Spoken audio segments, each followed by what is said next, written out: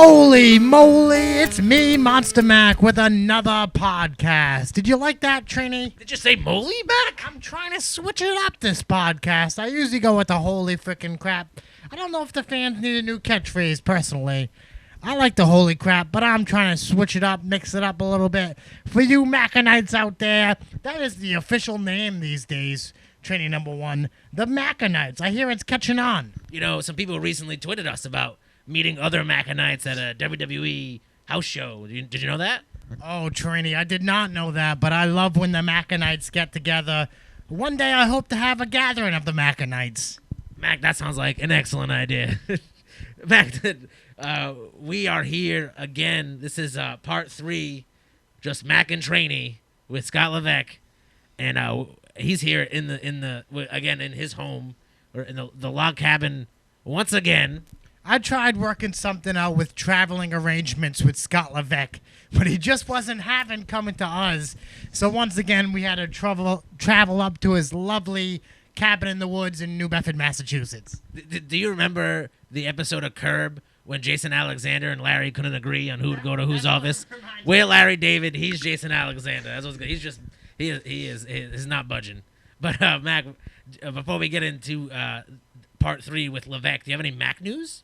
I do have some Mack news, but Scott Levesque, we had so much info the last podcast. We had to just cut him short and say, "Hey, brother, that's way too much info for the Mackanites." So we did bring him down for We came back up. He brought us over to his lovely palace to finish off his info and letting the fans know what's going on with him and WCW. That's right, but that was my first Monster Mack news, to get that out of the way. Well, I wanted to get the happy news out of the way before I announce the sad Monster Mack news, because I have a bunch of it, training number one. You have a bunch of I have 2 subjects to speak on that is pretty sad, and I'm kind of upset about it right now, talking about it. But me and you, Team Mack Attack, is no longer the Showcase Tag Team Champions. We had a good run. We went for, 2 to 3 months? I don't know. Mack, you have no idea. No, it was about... We won them in the beginning of December, lost them at the end of whatever last month was. March. Yeah. But there was some definitely shifty business going on with the Bakers.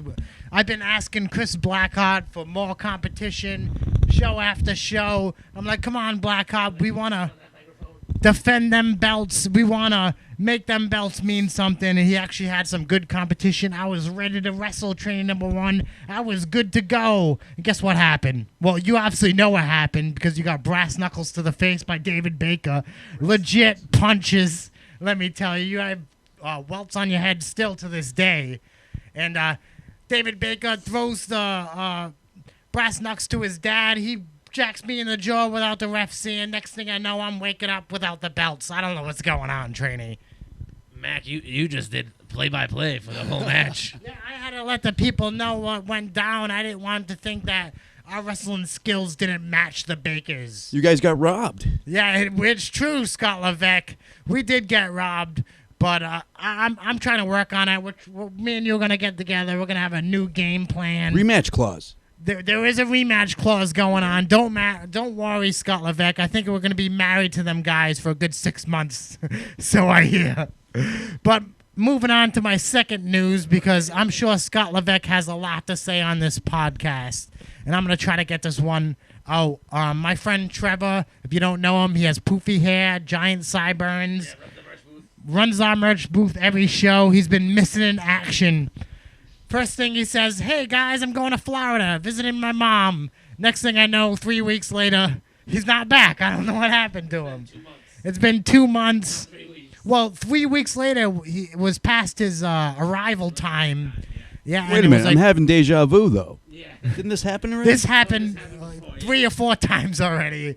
I don't know why I keep falling for it, but I just wanted to let the Mackanites know, if you are listening and you're in the Florida area... Trevor, if you're listening. Or Trevor, if you're listening, if you see some Trevor sightings, please contact Monster Mack or Training Number 1 on Facebook. hit us up, let us know what our friend Trevor is up to, if he's still alive, and what his hair looks like. We should put like his face on like a milk carton or something. Oh, that is a good idea, but I pretty much... Do they still do that? I don't think Oh, okay. Okay. But I do miss my friend Trevor, and if you guys seen him, just let him know that we miss him, and maybe he should come back and run our merchandise booth again. Yeah. But enough of that Monster Mac news, because we got Scott Levesque in the house. It's me. It's part 3. Part 3. Now, Levesque, we left off last time right before you joined NECW. Am I correct? Yes, sir. Now, who got you the into NECW? Or who contacted you? Were you contacted? I was contacted officially, but I believe people were working on getting me in there. My friend Chris Pyro. Yep. Rich Bass. Chris Pyro, terrible person.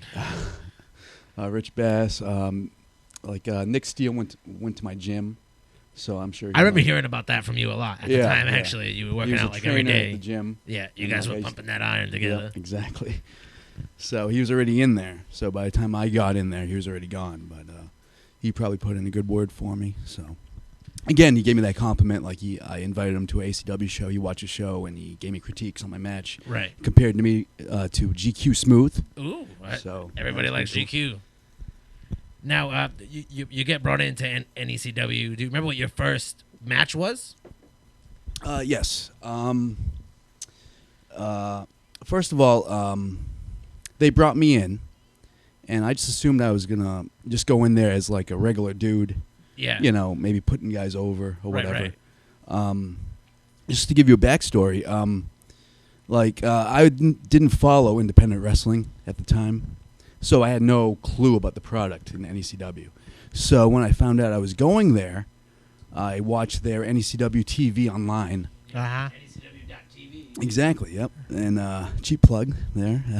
And I watched the quality of product, and I was like, man, these dudes can go, you know? Yeah, they're really stepping a lot with their production and laying on some commentary with the matches and whatnot. Yeah, not only production-wise, but I mean, like, the talent there. Oh, of You know, course. they could just go. They had their working shoes on, you know? So I was like, oh, man, like, again, I'm an insecure person, so I was like, can I hang with these dudes, you know? Yeah, So, if you're asking me that question, I say yes. well, at the time, you know, I was very insecure, and I wasn't sure, you know?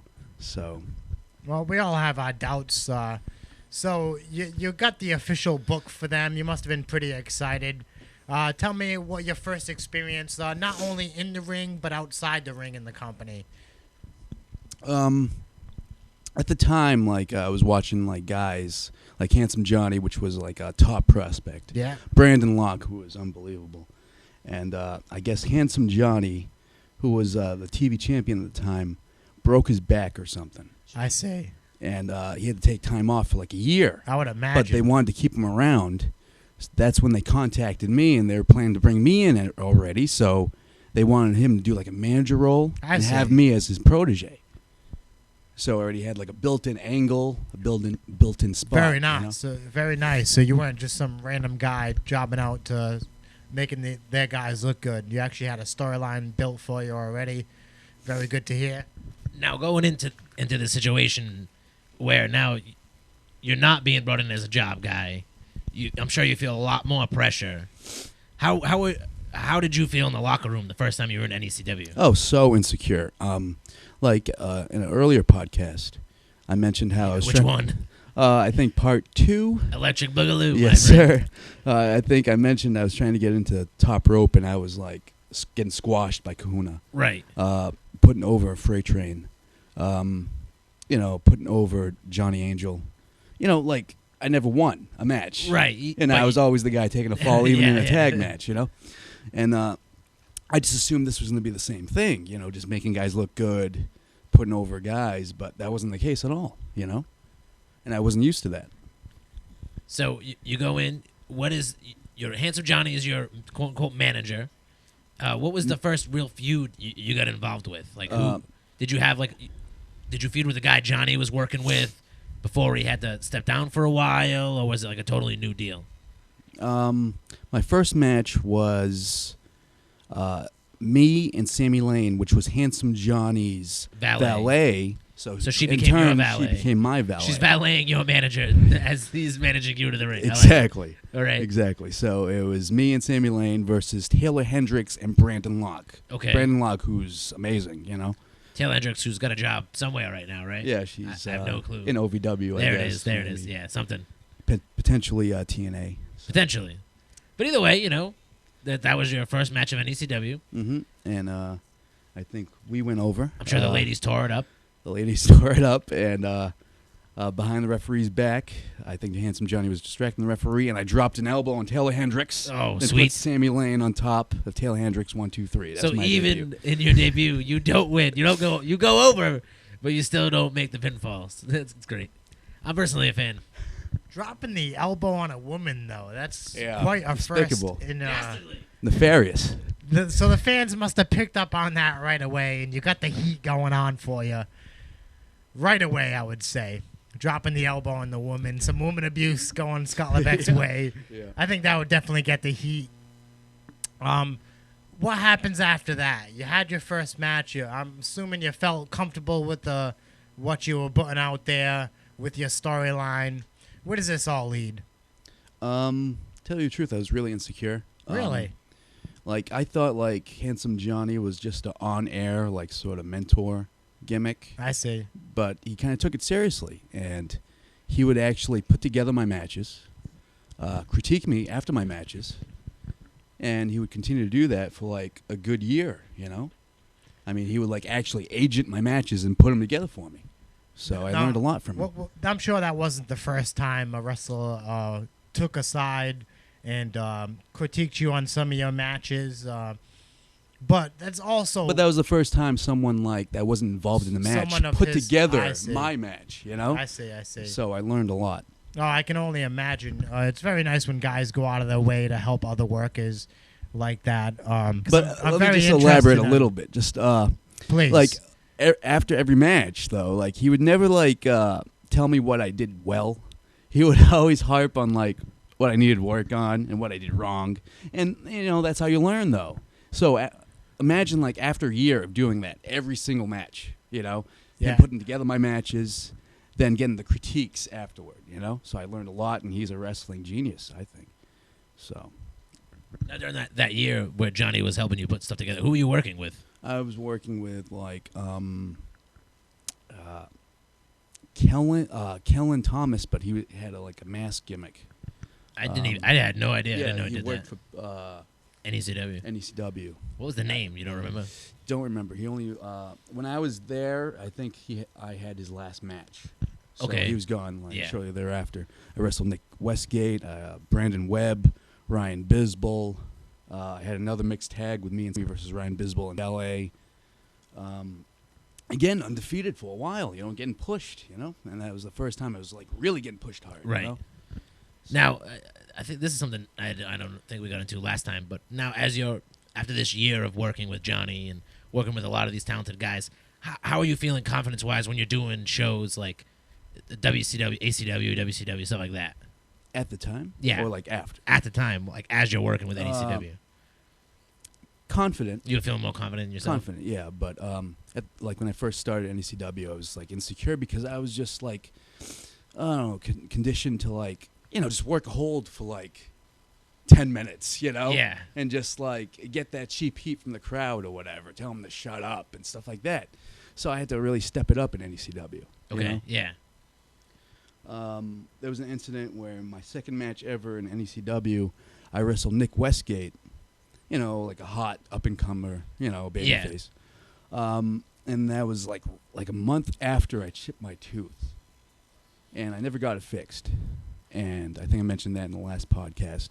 Who knows? And if it made air, I don't even know.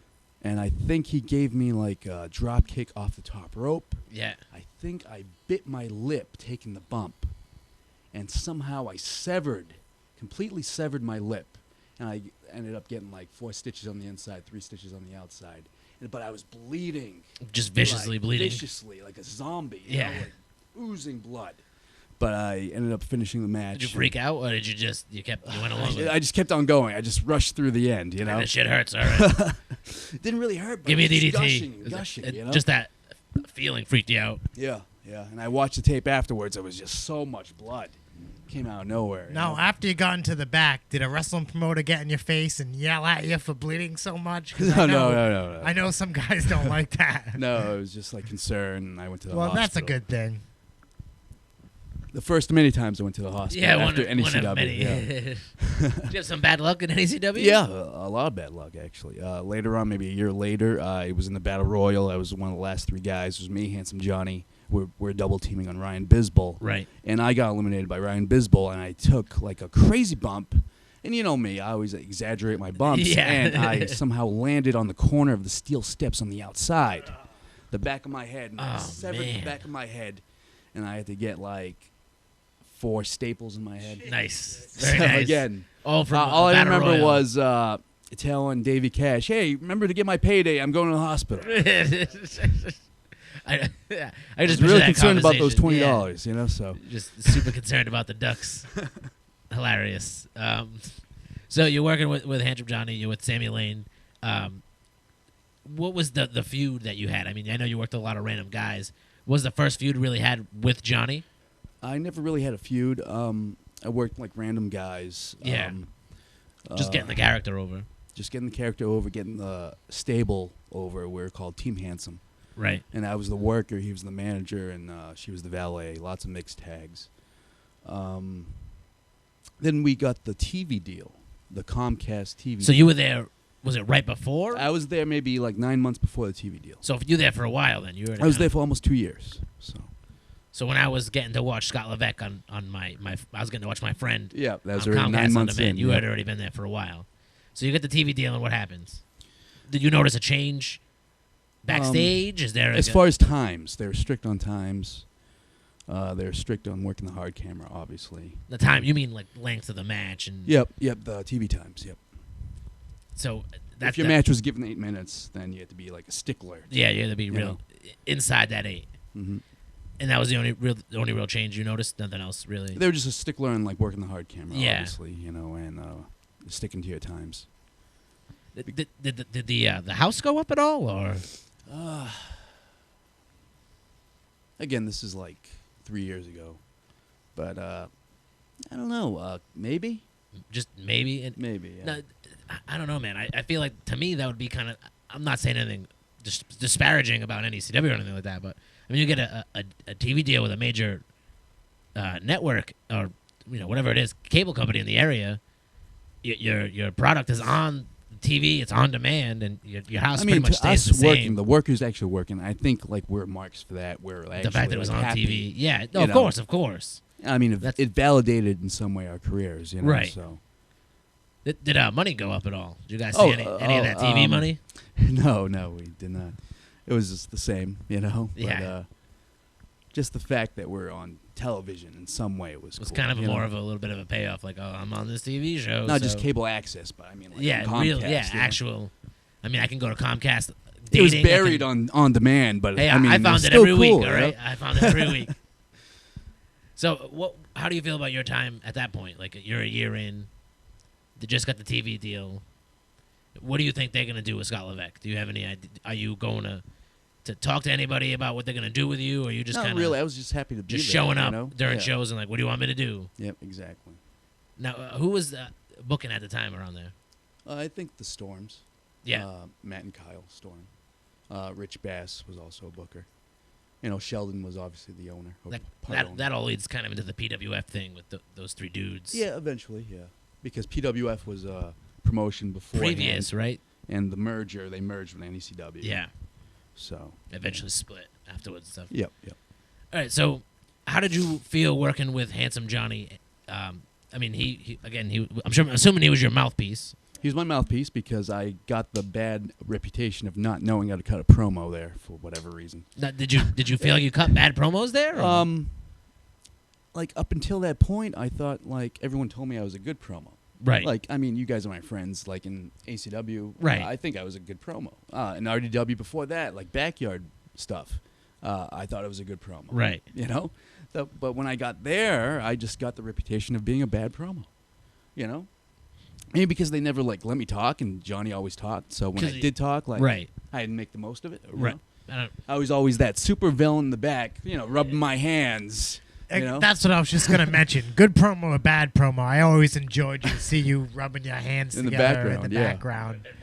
But personally, I always thought you were a good promo guy. I don't know if that you were the best of the guys in WCW, and that it just brought you once and you got there, you were kind of mediocre compared to the other guys. That I'm not sure, but I always give you credit for a good promo. I think I was just so insecure, I was a big fish in ACW at the time.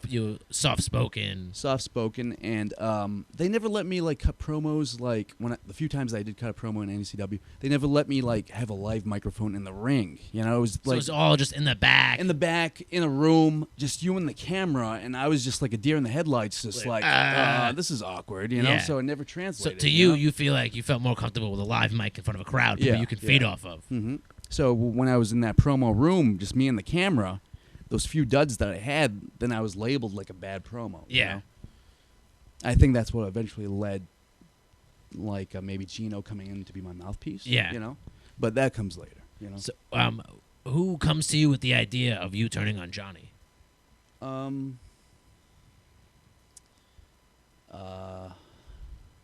think Johnny himself. It was his told me. Was he getting? I don't think it was his idea. Maybe it was, but he's the one that told me, and I was taken back by it. I was like, really, But at this time, by the time I turned on him, it was already over a year. So we had a good over a year build. Right. When I finally did turn on him, Now was he getting ready to come back to wrestling? Is that what happened? He was already wrestling by the time I turned on him. By the time you turned. Yeah. And were you guys tagging, or was it kind of like No, that's how I wanted to build it up. I turned on him in a tag team match. Right. When he went to make the hot tag. You just kind of whatever. stepped down. I stepped down, that classic thing. Yeah. But that's not how it happened. But I mean, we're glossing over other things here in NECW. I wrestled Chris Pyro for the TV title. Yeah. For the television title. There was rumors going around that I might actually take it from him. Right. That never really panned out, but we had a couple matches for it. I wrestled the Triple Crown Heavyweight Champion Max Bauer a couple times. Yeah. And that was on TV. No, the Triple Crown champ. That's NECW's top belt. Yep. Mm-hmm. They had shows with Al Snow, Guido, yep. Blue Meanie. It was cool, being in the locker room with those. So you got to work with a lot more names than you had previous. Mm-hmm. Mm-hmm. Now, did you feel the locker room vibe was different when the names were back there, or do you feel like they were just part of the boys? I wasn't a stranger to having names around because I worked Rocky Raymond's, and he always brought in names. Right, he always brings Bruce the name every Beefcake, show. Yeah, Demolition Axe, Tito Santana, Iron Sheik. Top Rope. Sheik, baby. I was rubbing elbows with Ken Anderson, Oh, Ken hey Kennedy now. at the time, So I wasn't a stranger. I was. Those are some prestigious elbows you were rubbing there, my friend. Yeah. So what you said we were glossing over the TV stuff with Pyro. What else do we have here?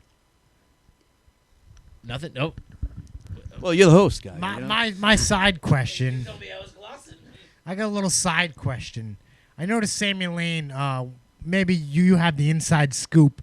What exactly was in that teddy bear that she was knocking everybody out with? All right. Later on, was there a brick in there or something? Do you think he was going a different direction with that? You heard him say Sammy Lane. Oh, Max gonna say some shit. Later on, storyline wise, there was supposed to be a brick in there. Right. It was a loaded teddy bear. Right. But I believe, I think she had a water bottle in there or something. Yeah, just. But I think I was wrestling Triple-licious, and we told her, hey, why don't you just put something with more weight in there, maybe a water bottle or something.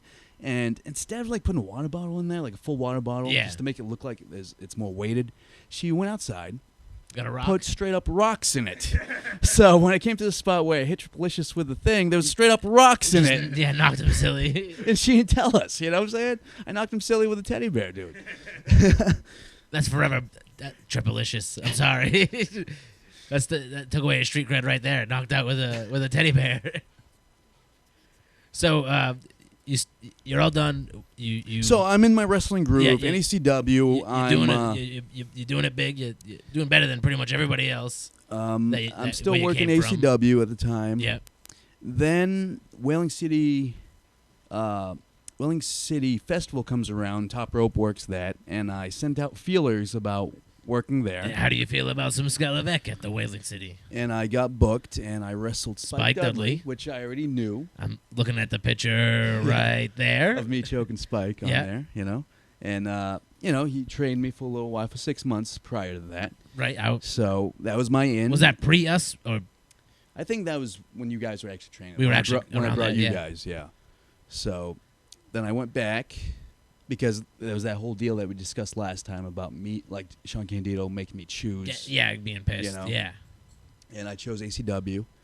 So I was just like, screw it, you know. Monster Mack, fun fact, I went to more trainings with Trevor with Spike Dudley than I did with Monster Mack. Yeah, that makes sense. What do you have to say about yourself, Mack? Hey, I had my fair run, all right?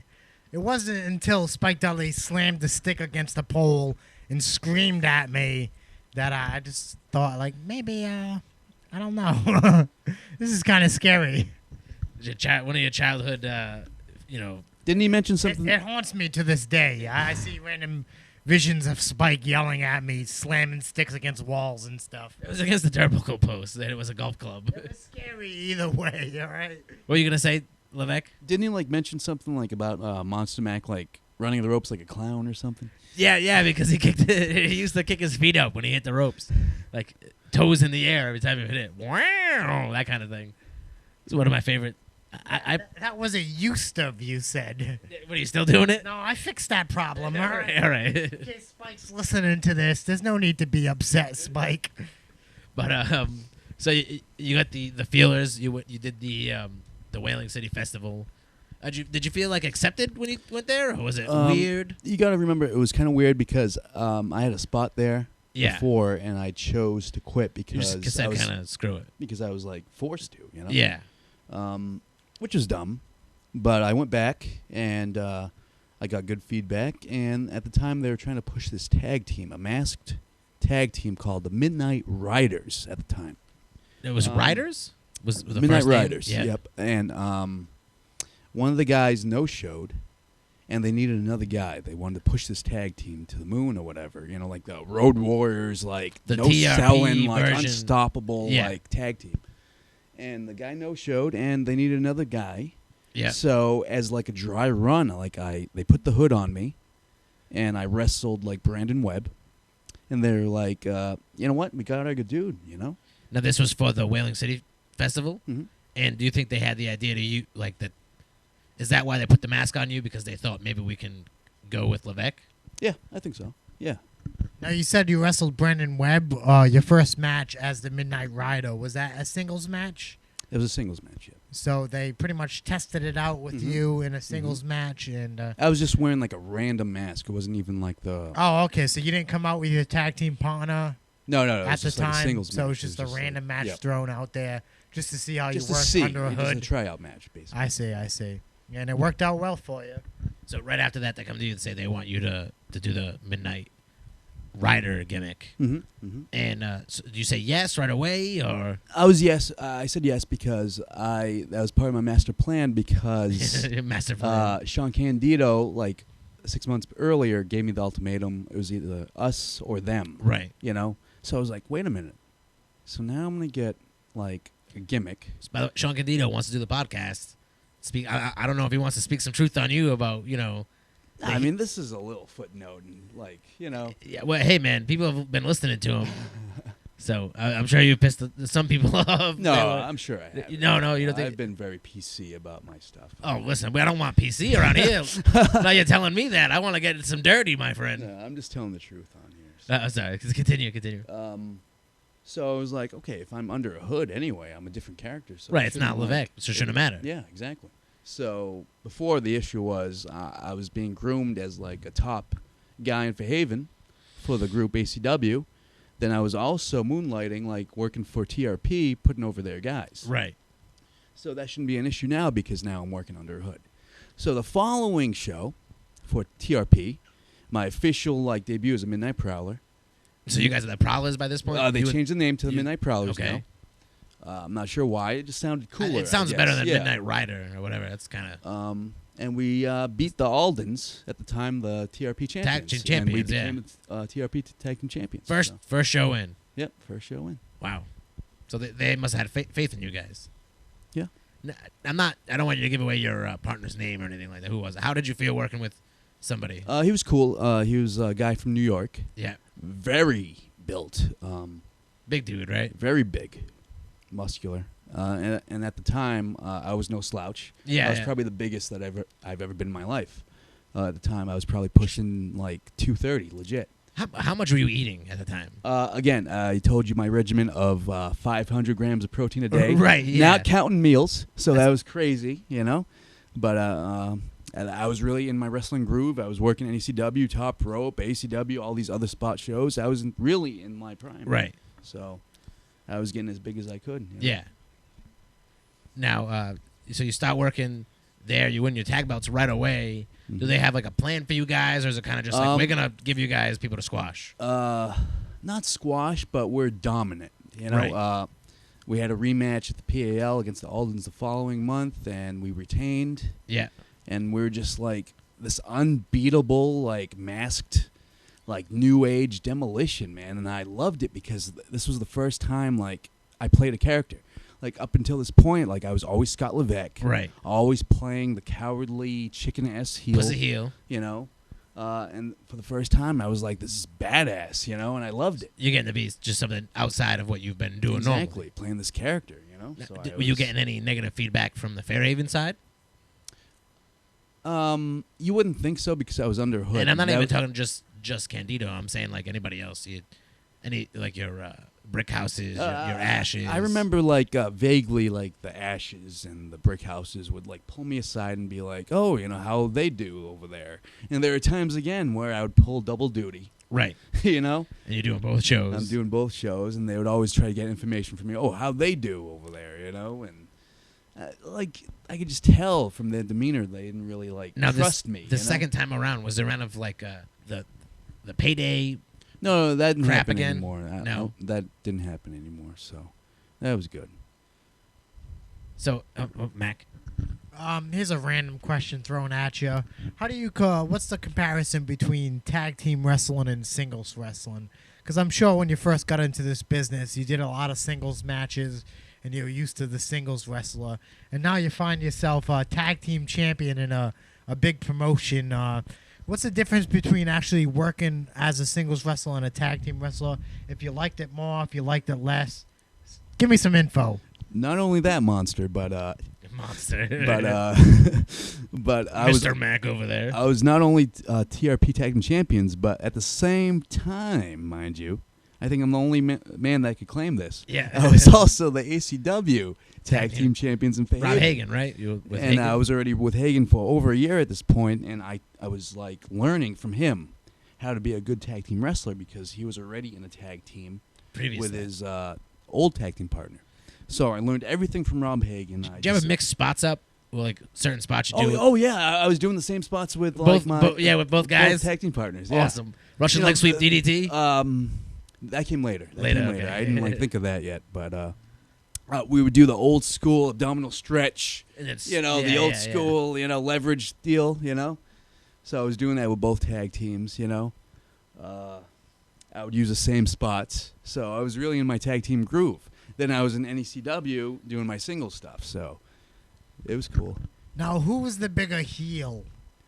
The Midnight Rider or Scott Levesque in Team Hollywood, was it? What was it? Sensational Blockbusters. Yeah, the Sensational Hollywood at this Blockbusters. time The Hollywood we Hollywood ditched the Blockbuster. Sensational Blockbusters. Now- It was an awkward name, so we totally like revamped ourselves as like the Hollywood Blockbusters. I see. Like a takeoff of the Hollywood Blondes with Yeah. the clapboards, and we're from Hollywood and stuff like that. Now, I'm going to guess it's the Midnight Prowlers, considering you had the mask. We had the Yeah. masks, a solid trunks, black boots, very basic, and we came out with like chains around our necks. We were just straight up badasses, So and in people the must have Hollywood hated like that. blockbusters were like pussies, basically. Yeah, still So it playing was a that. contrast, Yeah, But I see. had fun like doing both things, So it was a great time at that point. So now we're how long were you in NECW for? At this time, I was in NECW for probably 6 months. So at this point, when you're doing This is like probably before the TV deal for NECW. okay, and all this, you're doing this top rope stuff. How long did you stay in top rope for the second run? Total, it was Because you were tag team champions from the day you started till when you left, basically. Yeah. But when I left, I was still tag team champions, and eventually they stripped us of the tags because I left. But total time there, Whaling City Festival, 2009, so it's July, and I left February. You have an amazing memory, by the way. February of 2010. So a good 8 months about that. Mm-hmm.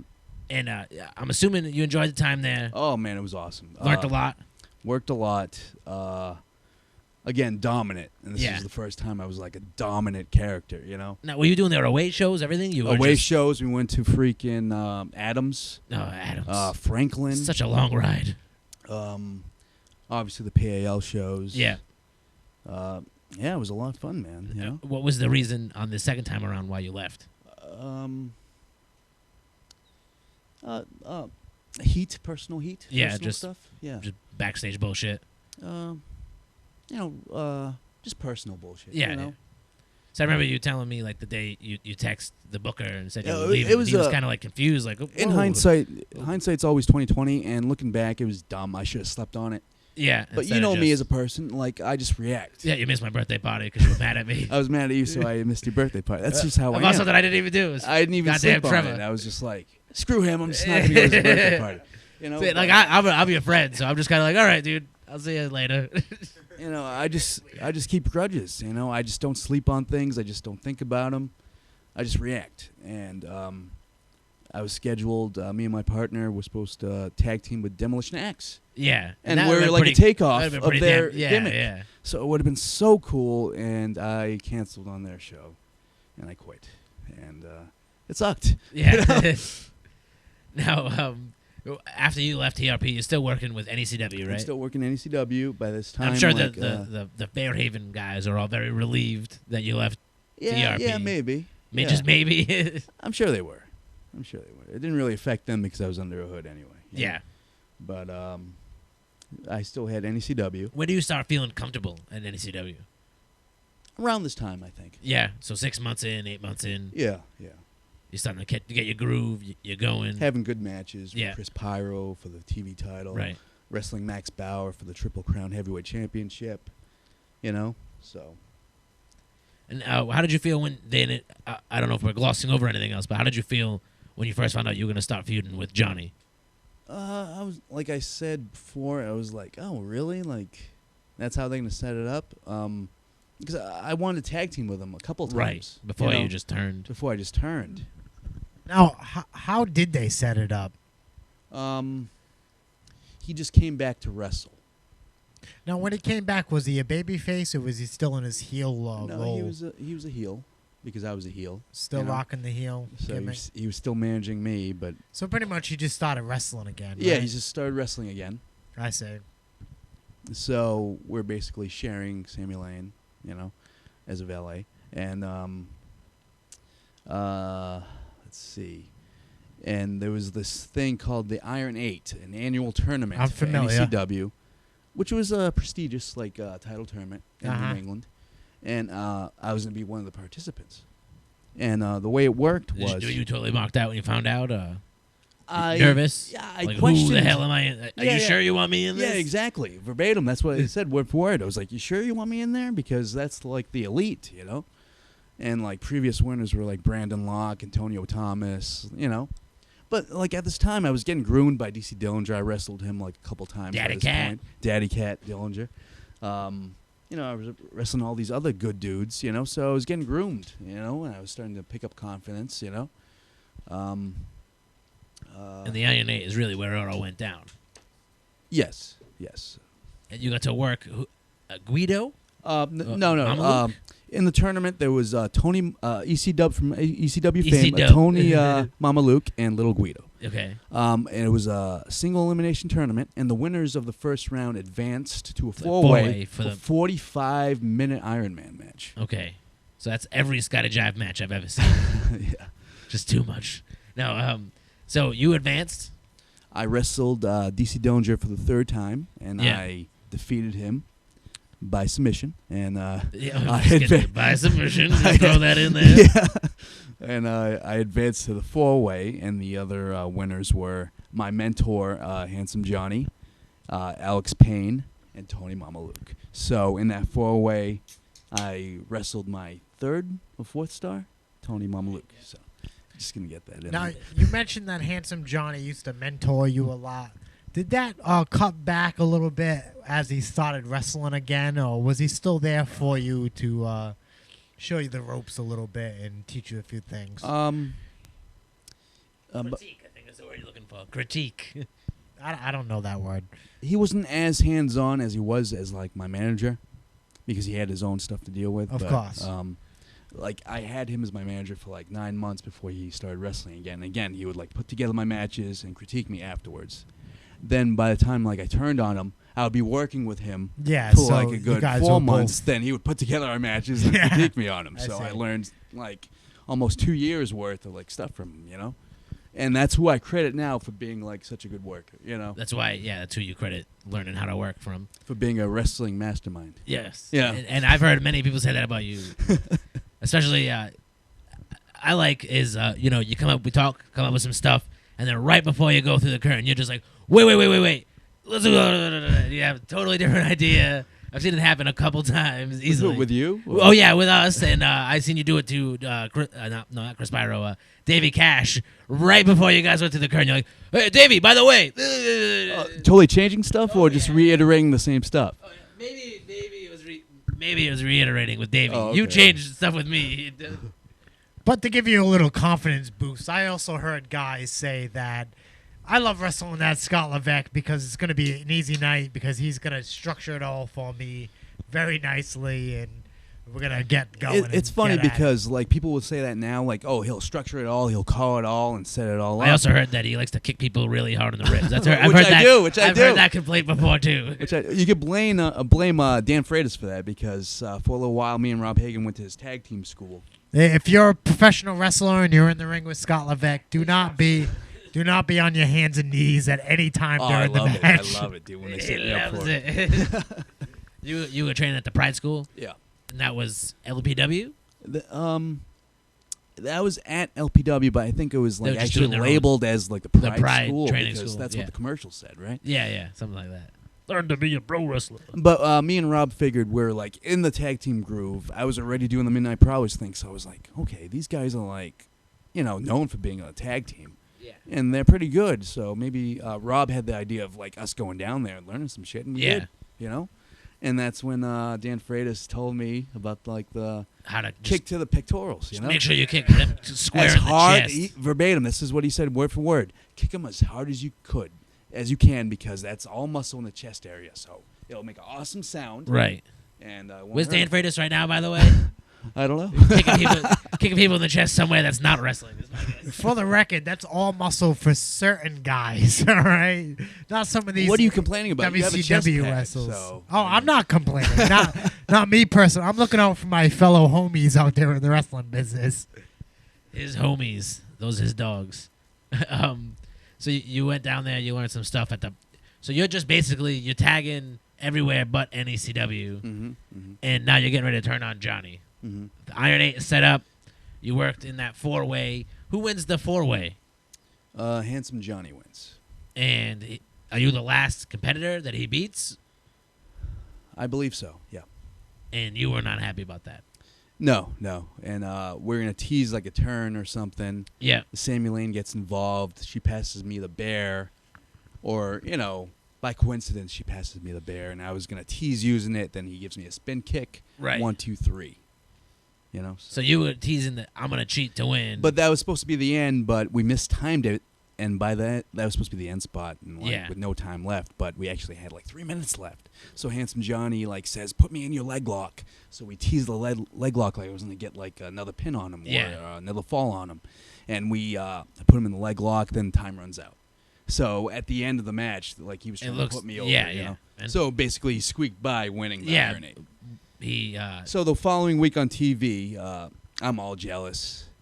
Then he cuts a promo You guys, on me. now are you like doing the promo with him when he comes out? Yeah. Or, yeah, okay. We're still Just the normal stuff. We're yeah. all still stable, and you could just tell like I was, kind of pissed off that I didn't win. Yeah. So he cuts a promo on me like, "Oh, what do you think? You're a big shot?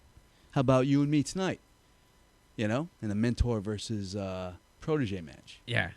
We wrestle, just hold for hold type of match, and he beats me, and we do the whole, We're gonna handshake, hug, yeah. hug.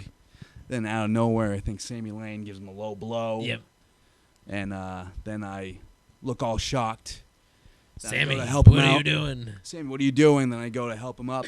Then I give him a DDT on the bear, the loaded teddy bear with rocks in it. So now you turn on him.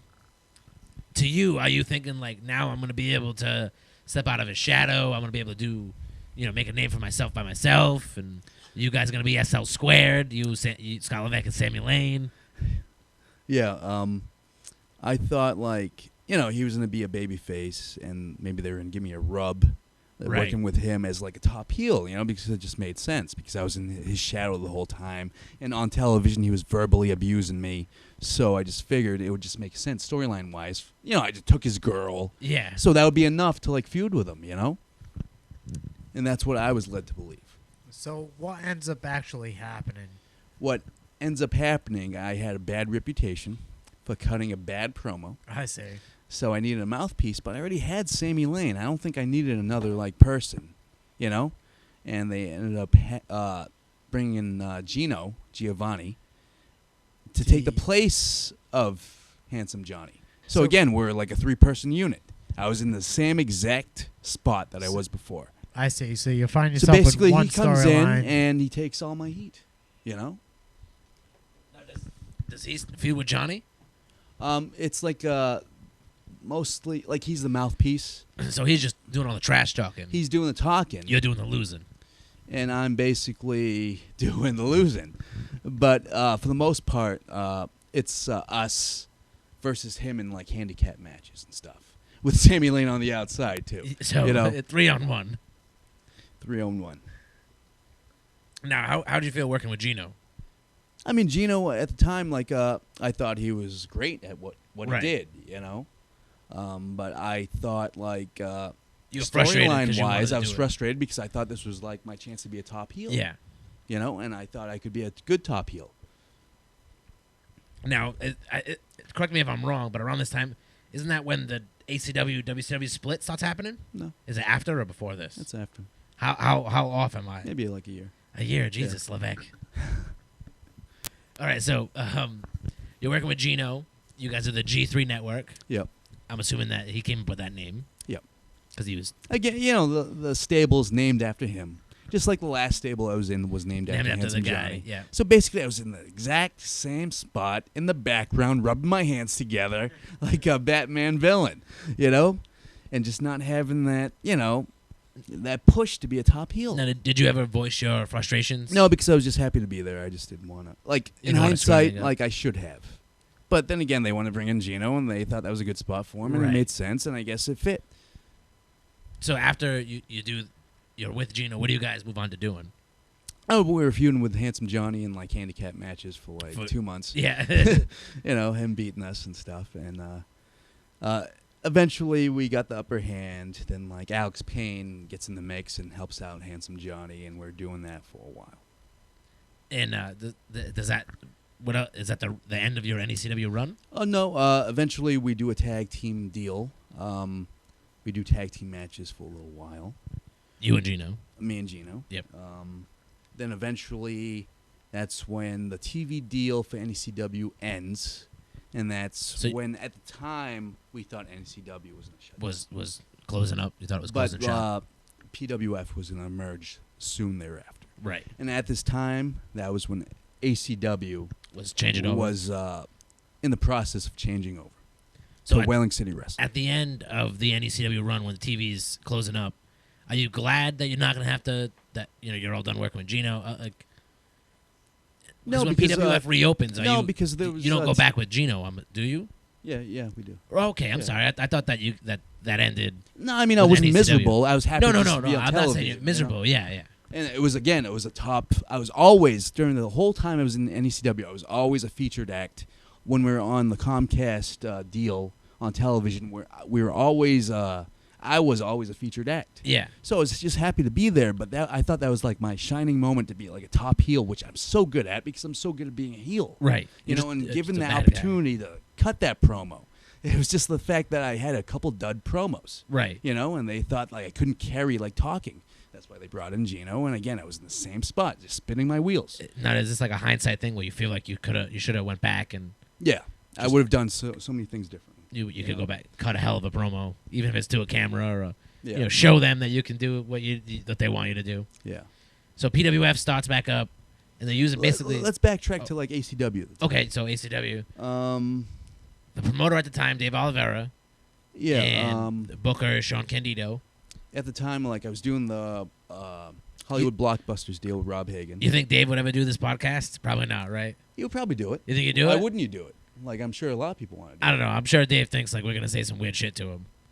Talk about waistbands and paying Craig in the park and stuff. it. Well, if you're gonna mention that, Well, of course I'm gonna mention that. Like, I think I might actually mention that stuff. I can't help myself sometimes. let me tell a story. oh, all right, I'm down. This is around 09. I'm in my groove. Do we have to say allegedly before this? Allegedly, this happened. Allegedly. Allegedly. I'm working David Baker. Allegedly. I'm feuding with the Bakers, father and son. I'm working David Baker. We're working a match. And allegedly, there was this thing where Dave was paying dudes to, there was this waistband deal, check thing. Yeah. like a spot, like in The matches. Arn Anderson forearms Arn to Anderson the back. forearms to the back, like he would pay dudes for it or something. Allegedly, No, this is what I hear. No, I wish I was getting paid. Stop yelling. I'm sorry. I have voice of modulation disease. I can't control the tone of my voice sometimes. But I wish I was getting paid for that. But I actually did do what Dave Oliveira tight check in his bathroom during an ACW meeting back in the day. Let's not talk about that. He pulled each guy in there for a tight check. What are you And, talking about? Elaborate on Apparently, this. at the time I was in the impression that my tights needed a good checking from Dave Oliveira. And where's to see this? if they were tight enough. In his bathroom, Levesque. That's in Dave Oliveira's bathroom. Okay. Now he's talking back in way back in the day when Dave would hold like ACW meetings in his bedroom. Yeah, that's all you, dude. All right, so just to clarify to you fans and to you, Scott Levesque, I was not the only one in Dave Oliveira's bathroom, all right? I certainly wasn't in there getting my tights checked, son. It was one by one in his bathroom, but there was also like 20 other guys jammed in his room. Okay, before going into the bathroom, what'd you think was going to happen? I thought at the time I was young and naive, and I didn't know that Dave Oliveira had a. You thought he some was just going to kinda converse with you in the bathroom. strange- Alleged. Allegedly, I didn't know he had some kind of strange tight pulling fetish going on. But you went into that bathroom thinking what? Like I did wear extra underwear underneath, so he couldn't get. Scott Levesque is not asking you how much underwear you wore, my friend. I didn't want him to get a peek at my pecker, so I did wear extra boxes under there. What were you? Levesque wants to know what was in your what did you think was gonna happen? Like, what was the purpose? Like, was he just like, oh, those tights aren't tight enough. You need tighter tights, kid. I thought Dave Oliveira was a professional tight checker at the time, and I thought he knew the measurements of your tights and what they're supposed to be.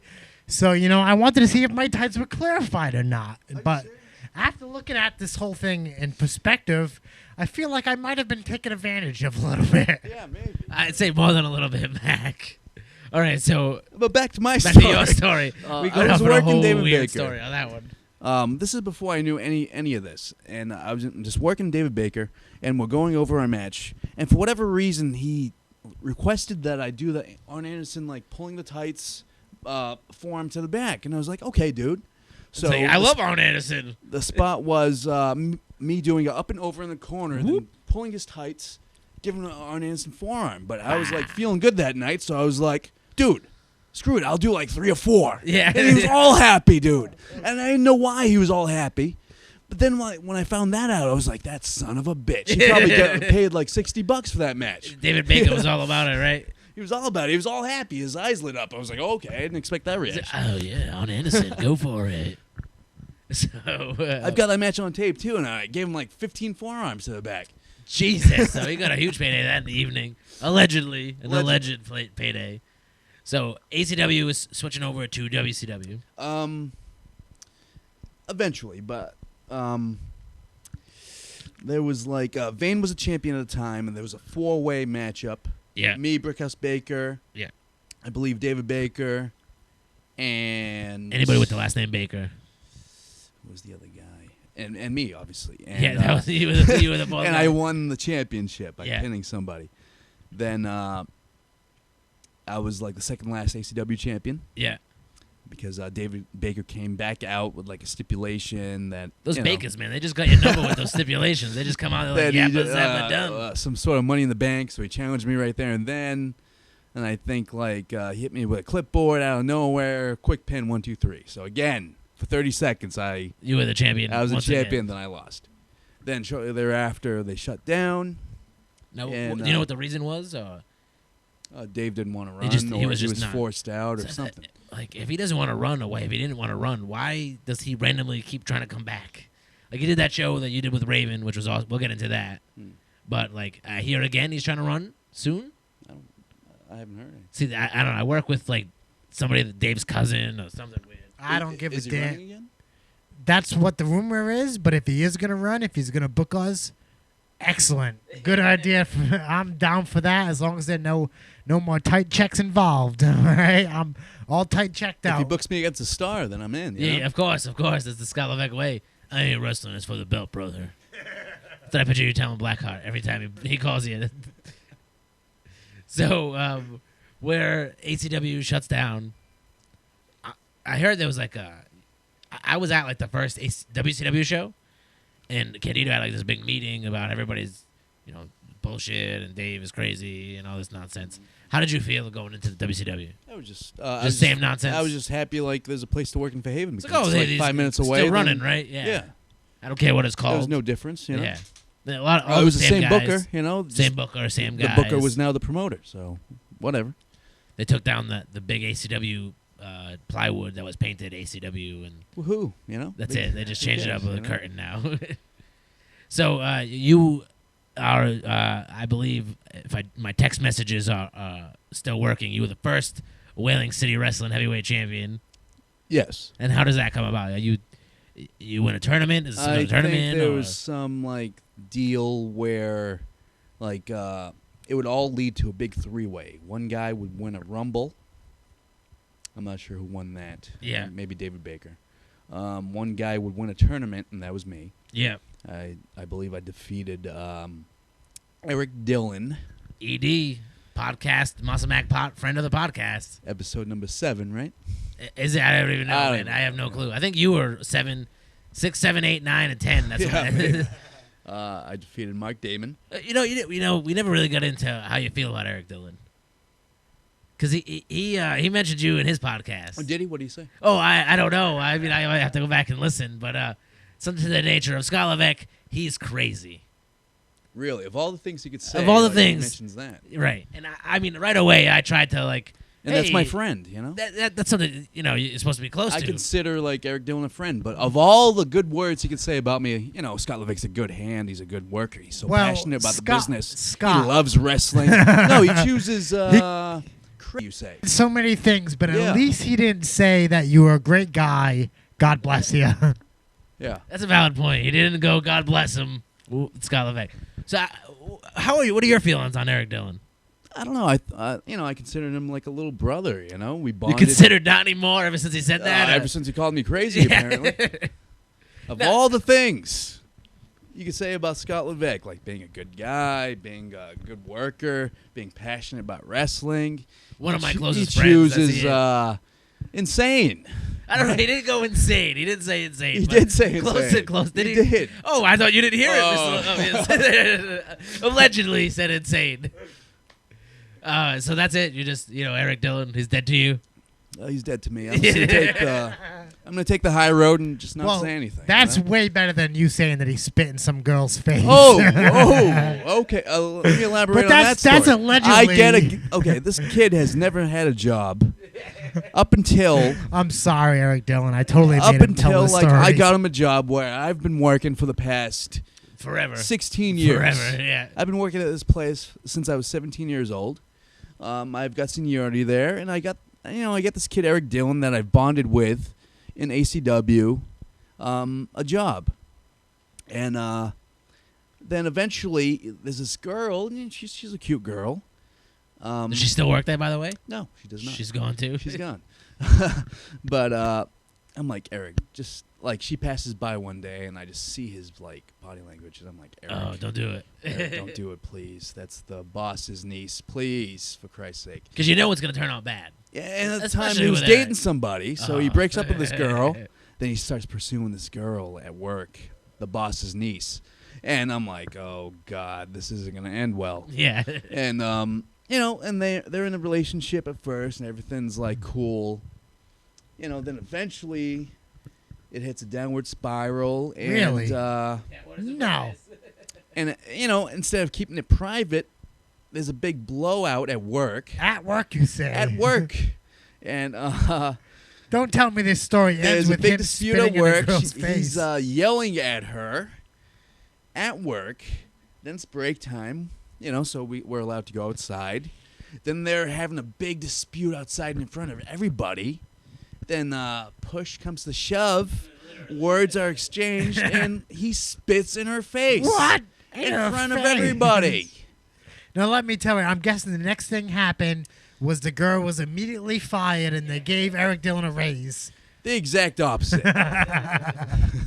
Eric Dillon gets fired. Did the girl get a raise for getting spit in her face? No, but she kept her job because she's the boss's niece, by the I way. see.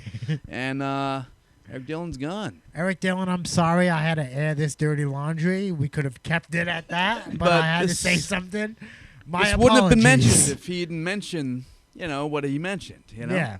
He could have just called you a nice guy and said, God bless you. You know what I'm saying? Great guy. He loves wrestling. He's a good hand, God bless him. God damn it. I immediately took it as soon as he said, Scott Levesque's crazy. I went crazy about wrestling. The man sure does love pro wrestling. He's got a wrestling tape collection like I've never seen before. Which I actually don't see right now. I don't know. Is it piled up in your basement? Oh, it's over here somewhere. Oh, I got way more tapes than that. Oh, the rest are in totes at my parents'. Okay, all right. It's a mixture of books and tapes. You have to mention that. All right, so the switch comes over. You win a tournament. You're working with David Baker and who else? Bloodstone. Bloodstone. Anthony Stone, he wants to be known as now. I'm but sorry. He'll always be Bloodstone to me. It'll always be Berman to me. I love Seinfeld. You work with David Baker. You work with Bloodstone. How's the match? It was a three-way. Yeah. I got that with the whole David Baker. Three-way Bloodstone thing. dance, so it was elimination. Yeah. So we eliminate David Baker, then it's me and Bloodstone, and eventually, Bloodstone gets to shine a little bit. Then out of nowhere, the referee of the match, Rich Bass, who is also the commissioner of Welling City Wrestling, turns on Anthony Stone out of nowhere. Oh, no. And who does he align himself with? The old sensational one. He aligns with myself and becomes my manager. And I become the first ever Welling City Wrestling heavyweight champion. I'm trying to pull the text message up right now, actually. No. So you're all done with NECW at this point, right? At this point, I'm working for PWF. PWF, that's right. PWF is open and running. What are you doing over there? We're still doing the You're working with Gino and with the Handsome Johnny. I'm still with Sammy Lane and Gino. Okay. And are you working anywhere else? Or is it mainly you're just sticking to PWF? Like random spot shows I'm doing. I think we glossed over that I was the Bay State heavyweight champion at one point. BCW, run by AG Vijo. Was he? No, it wasn't. I think he was booking something at that time. He was doing a ref. something. He was a ref or something. Just the ref, really? I think so. I feel like he had some more pull than that. I don't know. I don't like that AG Vito. He's a bad guy. I don't like him. I'm just joking around, but you might be being serious. I'm sure AG's listening to this right now going, why the hell does this Scarlet Vic like me? I think he knows. All right. So you won the Bay State Championship. How do you feel over there? Because you beat, like, Judge Chambers. No, I did not. Really? Where'd you get your information from? Hey, man, I thought I was there. Did you lose it to Judge Chambers? Um, Did you just vacate the belt? No show? Yeah, in the 3-way, I lost to Judge Chambers. Okay, yeah. Don't be yelling at me like I just making shit up over here. But I didn't win it from Judge. All right, who did you beat? I beat Brandon Webb Okay. as a babyface, by the way. Ooh, that's a babyface. Was this your first babyface run? I know you had a babyface run earlier, right? I had random shots as babyfaces because promoters that didn't know me didn't know. So, you know, whatever. It was a He good got day. the long hair. He got the big muscles. Yeah, He's a big baby He's face. a babyface with those baby blue tights, you know? Tell me a little about your babyface hot action experience going on. It was different. I was trying to plead with the promoters at Bay State, hey, I'm better as a heel, but they wanted me to be... Now, was "Come on, baby" a big catchphrase of Oh, yours? yeah, all the time. That was my go-to, you know? Come on, baby. During my shot, I like you know? to use that one a lot too. I stole it from Chris Jericho. I was directly. channeling. I was just gonna say I was gonna channel Jericho. Yeah. Did you put your back to the fans so they can rub you, give you a nice rub down? Yeah. Sometimes. But I'm assuming you like being a heel a lot more than a baby Mm-hmm. face. That's pretty much how you were raised. No disrespect to your mother. Yeah. In the wrestling business, yeah, I'm assuming you were brought up as a heel. It was just easier for me, you know. You like to piss people off instead of I making just them happy. find it easier to be a heel than like a babyface, you know. I can see that. It's just like I'm not good at pandering to people, you know? Right. You know, you're like pandering to the crowd. See, I'm personally, I don't know, man. You've seen us as heels. What do you prefer? It makes more sense for us as baby faces, You're right? just natural as a babyface. Am I? Or am I naturally a jerk? Because everybody tells me that. The second one, more often than not. I'm the most lovable jerk you'll ever meet. So we'll glaze over BCW because they... Please don't, because... please don't. They only booked me in like 2 battle royals, son. Because during my run, I beat Brandon Webb for the BCW championship. Yeah, you're laughing about it. I just saying it. And then, like, in a title defense, I made Matt Taven tap out. MT, Matt Taven. Yeah. He's the current something over at Ring That's of Honor. why I went ROH. out of my way To mention it, yeah, I beat them. What's up? How did you enjoy working with Taven? Or he was okay. yeah, at the time, I'm sure. I'm very stiff. Yeah, You know, and, that's true. I can I vouch. think I broke your nose. Yeah. I recently broke a referee's nose at Wellington City Wrestling. You know. Was that you that did that? Yeah. I didn't know that. I just seen the photo of Obviously, it was me. him. Yeah, Makes sense obviously. now, right? What happened? What happened with the ref? What's his name? Izzy Green, they call him, or Frank Botello? Izzy Green or whatever. What happened? Was he on his hands and knees? He was on doing his the count? hands and knees begging me, Scott, when you're doing your run-in during the main event, please let me come out and bump me or something. Oh, I He was see. pleading So- with me. I was like, So you were Frank, happy to do the job I was for Frank, him. Frank, you don't need to. You know, this doesn't make sense. Like, why? You know, I thought maybe he I went was trying down. to talk him out of it. You know, then he was like adamant about it. Please, you know, just like I'll come out and stop you during the run-in, and like you just punch me. I was like, okay, fine. So I punched him, but I couldn't leave well enough alone. Yeah. So while he was on the floor selling my punch, I kicked him. In the face. But I wasn't paying attention, and I kicked him right in the nose. Right in the nose. I didn't know until like he posted that. Look, man, he seemed pretty happy about it. He was posting photos on Facebook and shit. So Them are battle scars of honor, my friend. Yeah. But anyway, I'm a Scott stiff Levesque dude. kicked the shit out of me. So I guess when I pulled Matt Taven's hair, Oh no, he had an issue with that. So was it like a big deal? Or? he mentioned it Yeah, a but couple not- times. Yeah, You know, so I mean that was the only thing So, that like, took away um, from that match. like when I was training at Spikes with you and stuff, Taven was one of the guys who was training a lot at the time. Mhm. And you know, you look at him and he's a pretty boy. He looks like a pretty boy. Yeah. So I'm not really shocked that he's doing like current ROH. Just my opinion. Just saying, I'm not shocked that he's doing the current. Like ROH isn't quite what it. I don't know. People are probably gonna get all pissy or whatever. But we were going to like Ring of Honor, the first ROH show when it was around here. You know, Honor Invades Boston, and then we went to Philly. We hit like a tremendous amount of ROH shows, and certainly it's not quite the same product that it used to be. So I think it's like Smoky Mountain Light. 'Cause, I mean, Cornette's running it, right? I mean, isn't No, Cornette? he's not anymore. No. Oh, Cornette's gone? I didn't know that. I thought Cornette was still running it. It's all delirious. Oh, see, maybe ROH will stop picking up then because Delirious is pretty damn good. Yeah. But I was not huge on the. I mean, I tuned into ROH TV one day, and like one of the, the top rope move was an axe handle smash, and I was like, "What the hell is this?" Like, I don't know, man. That's just not quite the ROH days of old. And just to let you fans know, Chain Number 1 was raised on fucking dropping the F-bomb. That's why my one F-bomb. I had a little too much white Zinfandel wine this podcast. But Training Number 1 was pretty much raised on Ring of Honor when Ring of Honor first started opening up, and it was really big, and a lot of the stars were down there, like Christopher Daniels, Brian Danielson, and Daniel Bryan, to the people that know who he is now. A lot of them guys were wrestling off in there, so Training Number 1 and myself was pretty much brought up by Ring of Honor in a totally different aspect by what it is today. Oh, definitely, man. I mean, and it starts even before, like ROH. I mean, we were getting the RF videotapes, and I know you're a big RF video guy too, Levesque. No? Yeah? Yeah, I guess. Oh, yeah, you guess. I'm pretty sure. I mean, can I see? I have a collection of DVDs. You have them all, by that the you way. gave me. I spent as, like, $500 one day on RF video shoots, and they're all at your house. How does that happen? You just gave it to us as gifts. You just come over. Oh, I got presents for everybody. Fuck it. Can I curse on here? Can I curse? Yeah, you can. Listen, man, I'm not. This is iTunes. I don't think there's any kids downloaded this. Are you listed as explicit? Who knows? I have not a No. clue. Listen, this is like a couple-hour conversation. Some swear words are going to slip in there when people are normally talking. That's just kind of how it works. All right, so we're going to get a little back on track. We kind of rambled there about ROH for a while, but you beat Matt Taven. You're the BCW Bay State Championship heavyweight champion. Why do you just stop showing up? No. I wish I did. Yeah. But at first I beat Brandon Webb. Okay. I retained against Matt Taven. Made him tap out.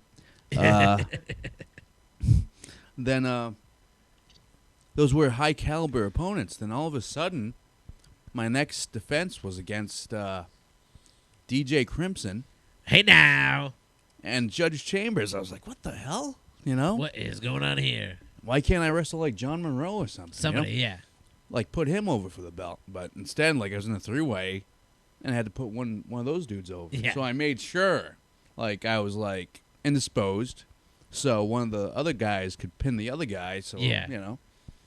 You whatever. don't actually lose the belt. Yeah, You protected I didn't take the yourself. fall, but I lost Yeah. the belt.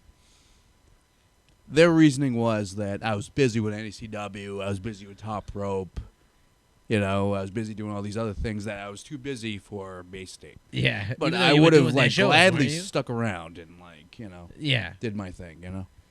Who booked him? Some guy Mike, right? That's what I remember. Just a dude named Mike. BCW Mike. That's yeah, how I know. Yeah, I don't. He doesn't really do anything anymore, huh? He's kind of. No, he sold his ring. It's all done, I right? tried to buy it, but Yeah, he wasn't having it. I was a little too late. I could have bought that thing. Damn, it was so cheap. Such a good price too, right? I offered like $1,000, man, but I was too late, man. Ugh. Who ended up picking up the? Do you know who got the ring? No, I wish I knew. If you pretty much bought that ring, we would be right in that ring right now doing that. Oh yeah, I'll be podcast. running shows. Taking you know? bumps while talking a little bit. It's too bad you didn't. So you lose the belt at BCW. Are you just pretty much done at that point? For BCW, yeah. Yeah. That was like 2009, so So yeah, but I was still working Top Rope and. so we're NSW. backtracked a little bit there. Yeah.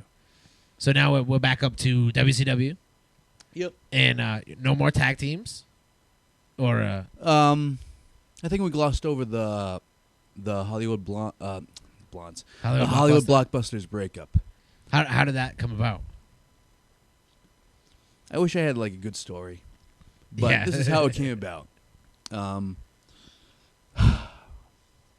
Brian Sire messages me. Already we see trouble in the story. Exactly.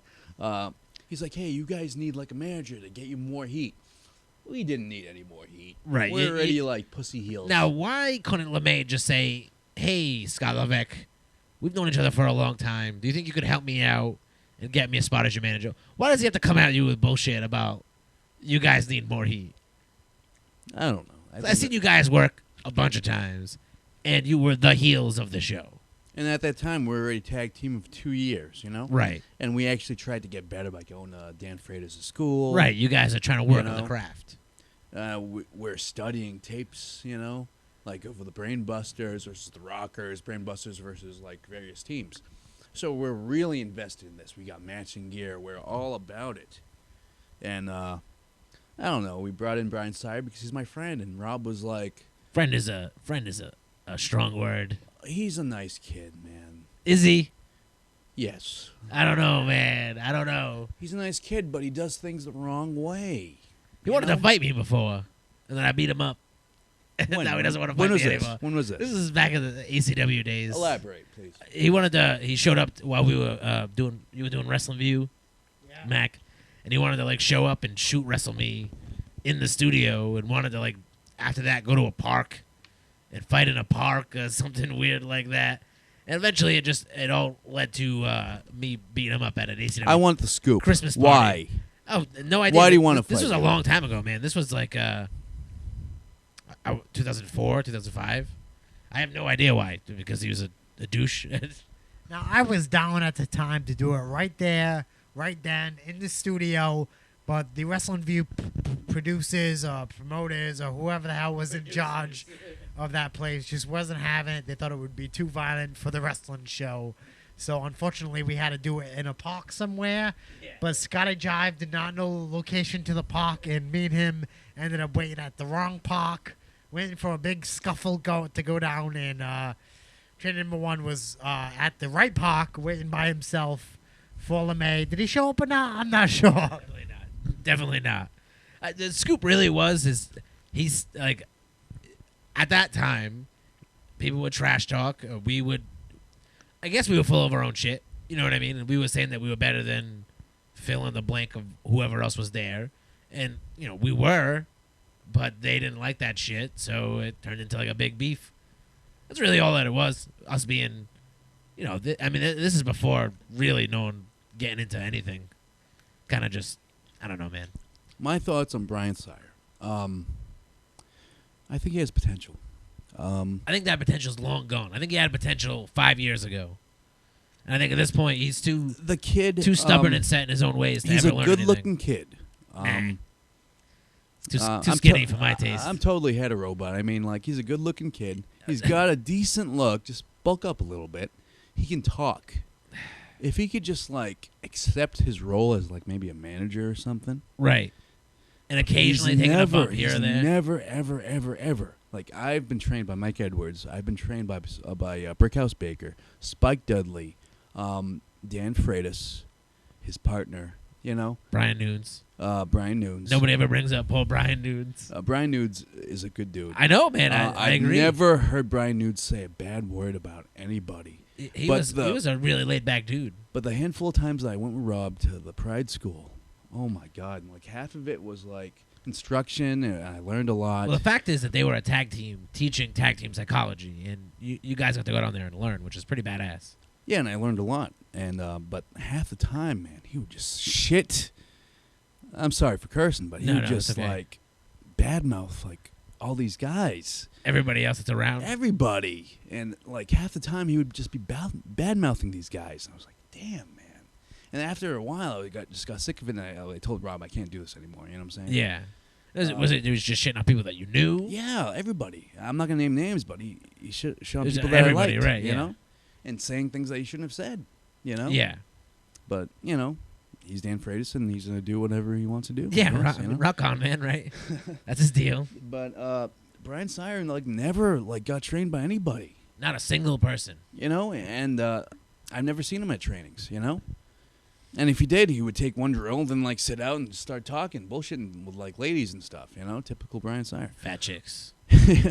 But I wish he would, like, just try, See, I'm on the opposite end of that spectrum. I wish he would quit. I still see potential in him. Yeah, I know you do, man.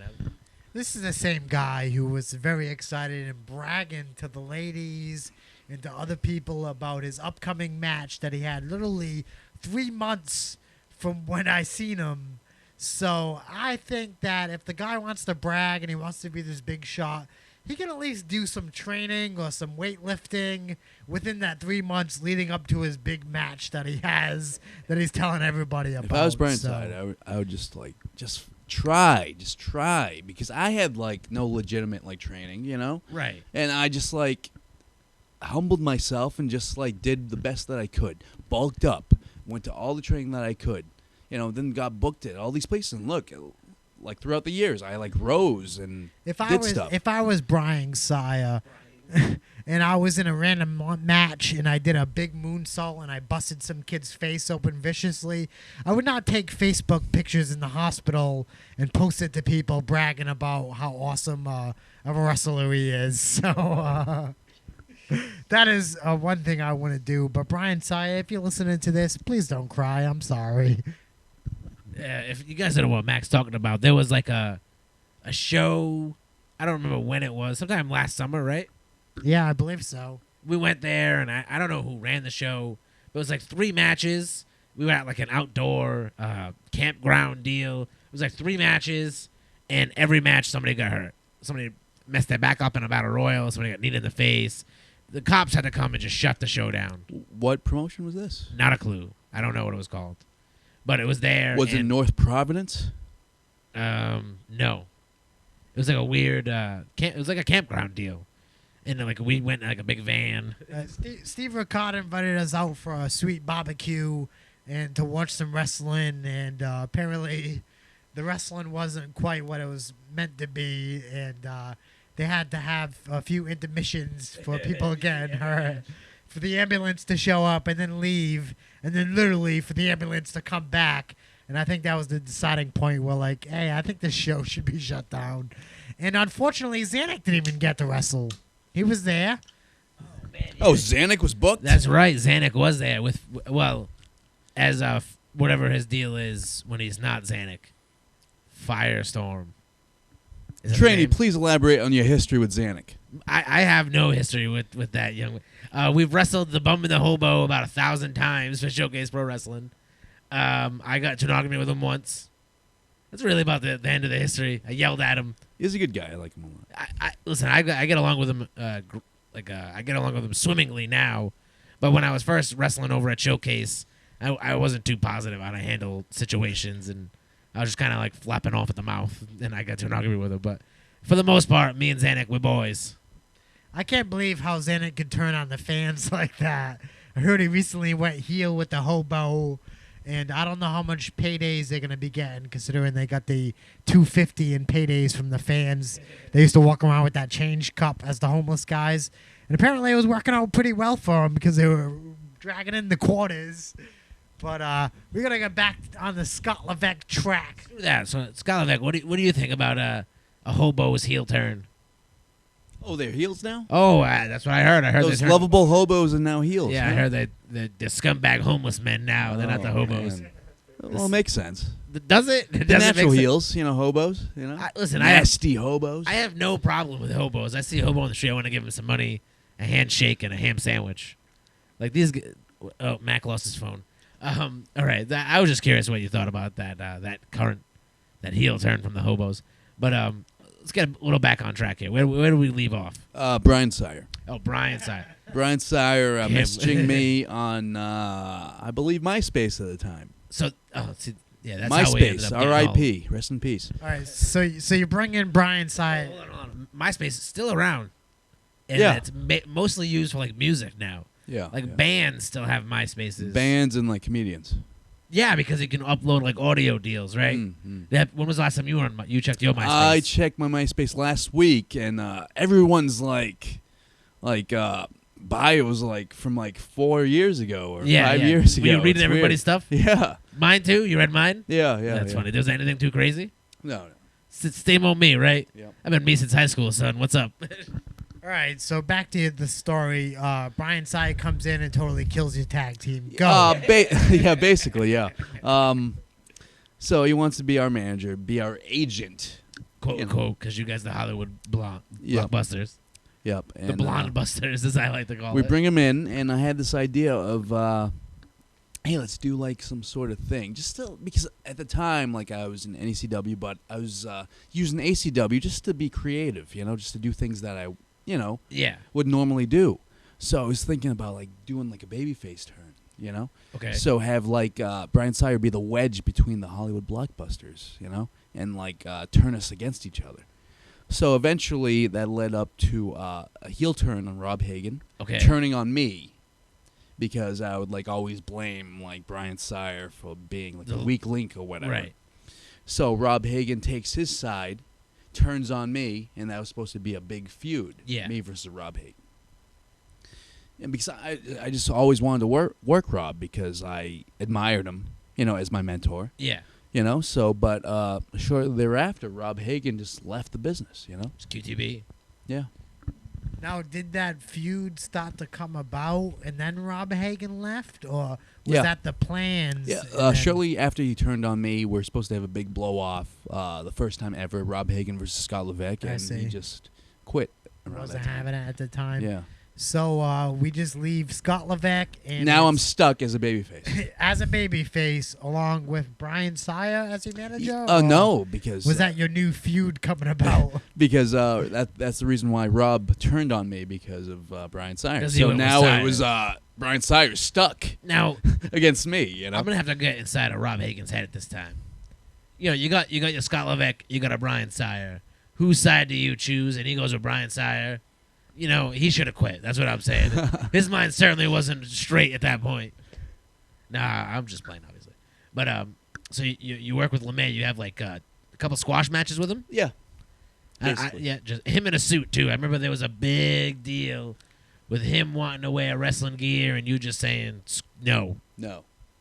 I was adamant about that because again, like the people didn't know him as a wrestler. Right, because he You hadn't know, we wrestled. brought him in as like agent, manager, as a right. manager. So I was like, no, if you're gonna wrestle, they don't know you're a wrestler, so might as well just wrestle me as in a suit, Suit and tie. and I would just like squash you. Yeah. But again, me being typical me, I Gave him was too like, much. I gave him too much. Too Just much. like in the old days when I was wrestling Joey Bleaks. Joe Blackard. Jamie was like, okay, just squash the dude. Then I would be talking of him a match with Everett Briggs, and I gave him too much. Giving him anything, I think, would be too much, is my opinion. Did he duck your clothesline and then do a back bump onto his neck, also kicking you in the face at the same time? It's his famous Pele, right? Yeah, The infamous Pele. No, yeah. no. He hit you with that. Probably, yeah. That was Yeah. too much, Scott Yeah, Levesque, yeah. right there. So you gave LeMay too much. Sire. You gave Sire too much. And how that feud is just dead after that? You worked 2 then times. Now it's I done. was stuck as a babyface. Now you're a with no- babyface. with no direction, So they were like, okay, we got babyface Scott Levesque for no reason. So let's give him the championship. And I Right. won the championship, then I lost it right away to David Baker. Again. Which we covered. Yeah, earlier. So you working with your when do you turn heel again? I turned heel during that big match with David Baker and Anthony Stone to determine who's the first ever Welling City Wrestling You turned, champion. and that was with Rich Bass and stuff, right? Mhm. And you worked with Rich Bass for a little while. Yep, he's my manager. And at the time, we're trying to build David Baker as like a babyface. Right. And up until that point, he was a heel. Is that when you tried killing his brother? That was the whole lead up because at the time, like David Baker was still a heel. Right. So I was working with Devin Baker, his younger brother, who wasn't that good at the time. Right. And we're trying to groom like Devin Baker, and I worked a couple matches with him. And we would keep on doing like these dusty finishes where he would almost beat me for the title, but I had my foot in the rope, but the referee wouldn't see it. Right. So he was awarded the title, and Rich Bass would come out, do his gimmick, say, hey, this guy had the foot on the rope, blah, blah, blah. So then I would like take a plastic bag out, like the old Terry Funk deal. Yeah. Gino did it a couple of times. I took it from Gino. So I would try to suffocate Devin Baker. Then David Baker would come out and try to save his brother because I Right. almost tried killing him. So that would lead to like a David Baker babyface turn. And obviously a feud between you and Baker. Eventual feud between me and David Baker. Now how was that working with David Baker? Yeah, I assumed that would lead up to a big blow off because at the time I was Whaling City Wrestling Champion for about 6 months, and I thought like I was gonna drop it to David Baker, but we had like a big showdown at Summer Showdown Okay.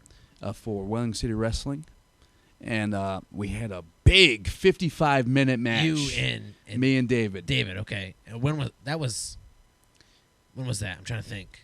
I think that was 2011. So we were on that show. Yeah, you were on that show, yeah. That was us and Shay versus Redemption, right? Maybe? I don't know. Okay, I'm sorry. I was just trying to break the timeline out. So, 2011, you lose the belt? You retain the belt. I retain against David Baker after 55 minutes And then, of a grueling match. Brickhouse's Then, theme song hits, right? He passes out. All I remember is you beat the crap out of him because I was there personally. It was a very long, dragged-out match. And not only was the action inside the ring, but it was outside the ring. It was in the parking lot. Yeah, it was like it was no all holds over barred the place. Match, yeah. There was no holds It was a barred. crazy match. Indeed. Very proud of So, that match. you officially defeated David Baker in that match? I defeated him You didn't kill him, did you? by referee's call because he it wouldn't was tap too out. much brutal. It was just too brutal, so the referee called it, and I retained. Then Brickhouse Baker went to check on his son. I say. Then me being the cocky bastard that I Started am, I was running like, your mouth, hey, I didn't just ya? kicked your son's ass. I'll just kick your ass too. Huh? Might as Brickhouse well, Baker right? might as well. So I challenged him right there for the title. So he was reluctantly, because he was checking on his son, that wasn't his preference to challenge me for the title. But I called him out, called him a chicken shit. So he came out. So I lunged at him with a clothesline. He ducked. Big spine buster. He won the title, after 30 seconds. Bang. Well, in your defense, you did wrestle like a 50 Almost to an hour, 60 yes. minute match, but that spine buster from the veteran was too much for you. You got me again and, with that spine buster, man. And he officially won the belt off of you? Yes. I see. And so at that point, you lose the belt. 2000, this is 2011, you said. Mm-hmm. Do you start to hear grumblings of Dave wanting to come back? No. Nothing yet? No. So when were the seeds planted? Do you remember? Oh, like a year later. Oh, a year later. Jesus Yeah. Christ. So I'm way off. Yeah. All right. So you lose the belt. Did you automatically go into a feud with Brickhouse? No, I still have unfinished business Still with, working with David. David, okay. But just to backtrack to PWF. Oh, that's right. NECW closed down. I worked for PWF. We're still doing the G3 network. The first show for PWF, I wrestle Vinny Marcellia? Marcellia. Is that how you say it? I believe so. I'm not positive. Marceglia? Marcella? Nero, I believe is how you pronounce it. Vinny Nero. I defeat him. Next show, it's me and Gino, G3 Network with Sammy Lane. Yeah. And we lose to John Monroe, the Bulldozer, and TJ Richter, his partner. The Bipolar Express. No build-up. No nothing. Nothing, just We lose, and then we just break up. just no reason, no nothing reason, behind it. no feud. So basically, that whole G3 network angle just fizzled out and flopped. So what does that leave Scott Levesque with in PWF? that leaves me with Sammy Lane with no direction. So basically, just to backtrack, the whole reason I turned on Handsome Johnny was to bring in G3 as my mouthpiece instead of making me the top heel. Right. Instead, they bring in Gino to form the G3 network. Just 6 months, just to put the kibosh on it. Just gone. Just gone. There's no feud between me and Gino. No nothing. So I have no direction in PWF. The following months, I just put guys over.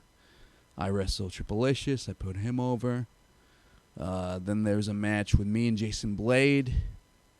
Jason Blade's a great worker. Right. Again, another class act, top talent. So even though you weren't happy with the direction things were going, you were happy just to be there, to be working with I was happy being there again, but angle-wise, there was nothing, But PWF was, again, a top promotion, just like NECW was.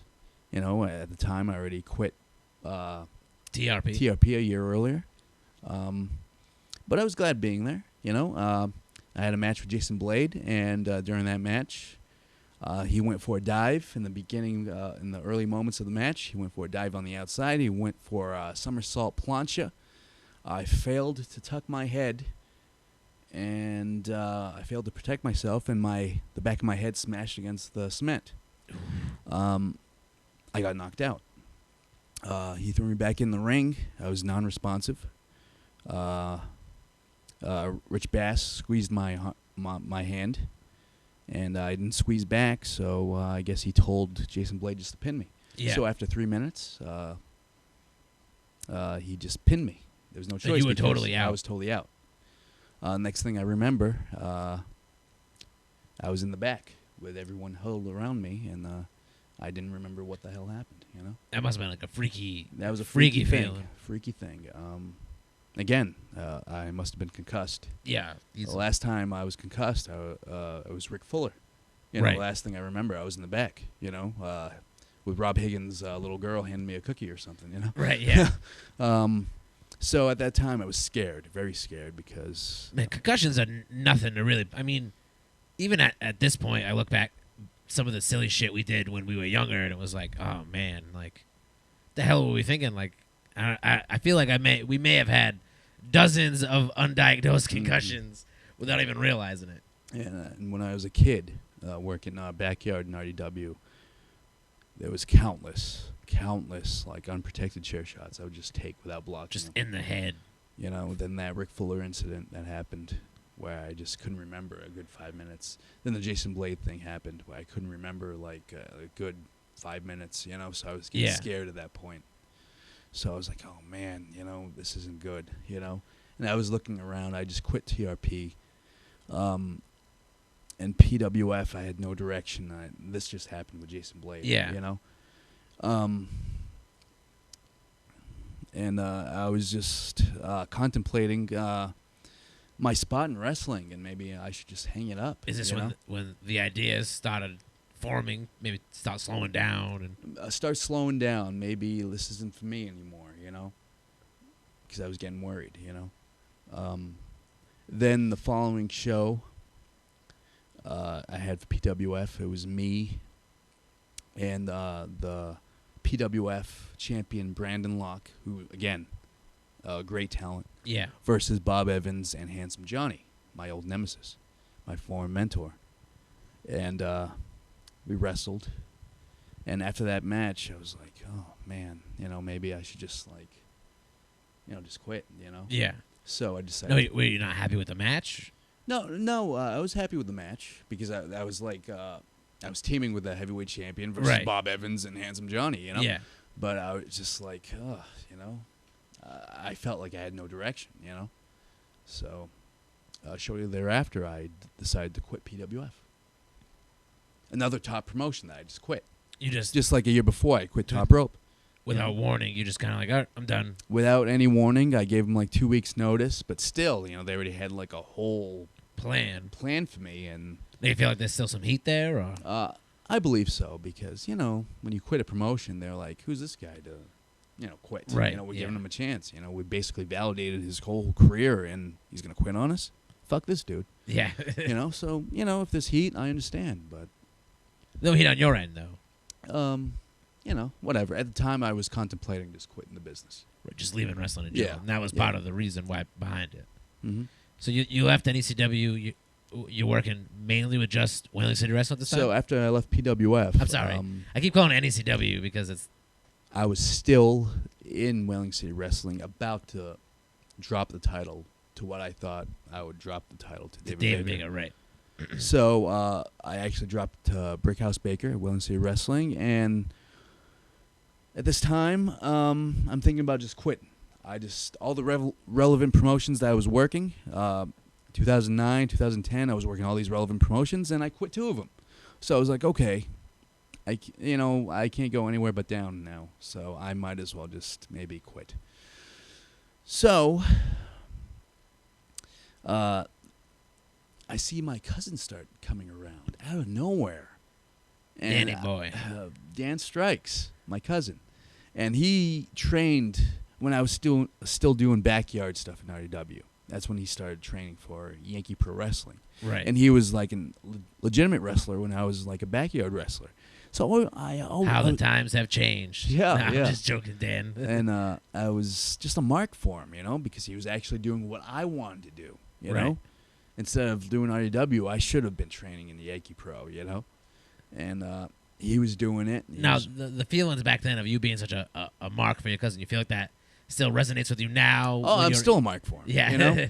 And when he had like maybe a 6-year hiatus because he left around 2006, Yeah. 2007. He trained with Spike Dudley, and then shortly thereafter he left the business. And when 2006, that was my rise. I was training with Brickhouse Baker, eventually Spike Dudley. I was getting booked for Top Rope. I was getting booked for NECW, and he was gone. Yeah. And all of a sudden, 2011, he shows up again. Just pops back. Starts into the scene, hanging yeah. around, So I was like, wait a minute. I know I'm thinking about quitting the business, but my cousin's back, and I always wanted to do something with my cousin.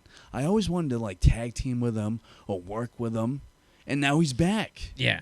So, and he's coming around, so I start getting him booked at Wayland City Wrestling, And first time, like, I saw him at a show, it was when I had my big rematch with Rick Fuller. The Okay. first time I wrestled Rick Fuller, I got knocked out because I messed up. up. This time, I wrestled Rick Fuller, and it was a good match. I actually Yeah. got a good heat on him, It was like a 50-50 match. Yeah. And that was cool because it's Rick Fuller, Right. Yeah. Not once did he chop me. Hey which is- now. Again, that was cool, That's- yeah. So he was at that show. And I was like, hey, man, I could get you booked for Wayland City Wrestling. And I got him booked. And I was thinking, okay. And I was already in an angle with David Baker. Already in the works where I was going to do like a career versus career match Right. with David Baker. And I lost. And David Baker beat me. And I all, was gone. all this was already in your mind because you. That was were really my thinking plan because I was you were already on your way gonna out, leave, yeah. But then Dan Strikes was around, so I was like, okay, how can I make this work? I always wanted to be with Dan Strikes. I want to make it. He's already in the business. I got him back. So how do I make this stick? And I was like, okay, we could do a masked gimmick. So at first I was like, maybe we could do like a Midnight Prowlers knockoff or something. Like, Yeah. Do something under masks because, I have some pull at Wayland City Wrestling. So I was like, okay, they do the convicts already. I've seen Right. the convicts pop up here and there. So I was like, okay, we could do the convicts. But my version of the convicts, instead of wearing black scrubs or whatever, we could wear like actual jail scrubs. Yeah, jumpsuits. Or, Jumpsuits. yeah. So I bought the jumpsuits. I bought the masks.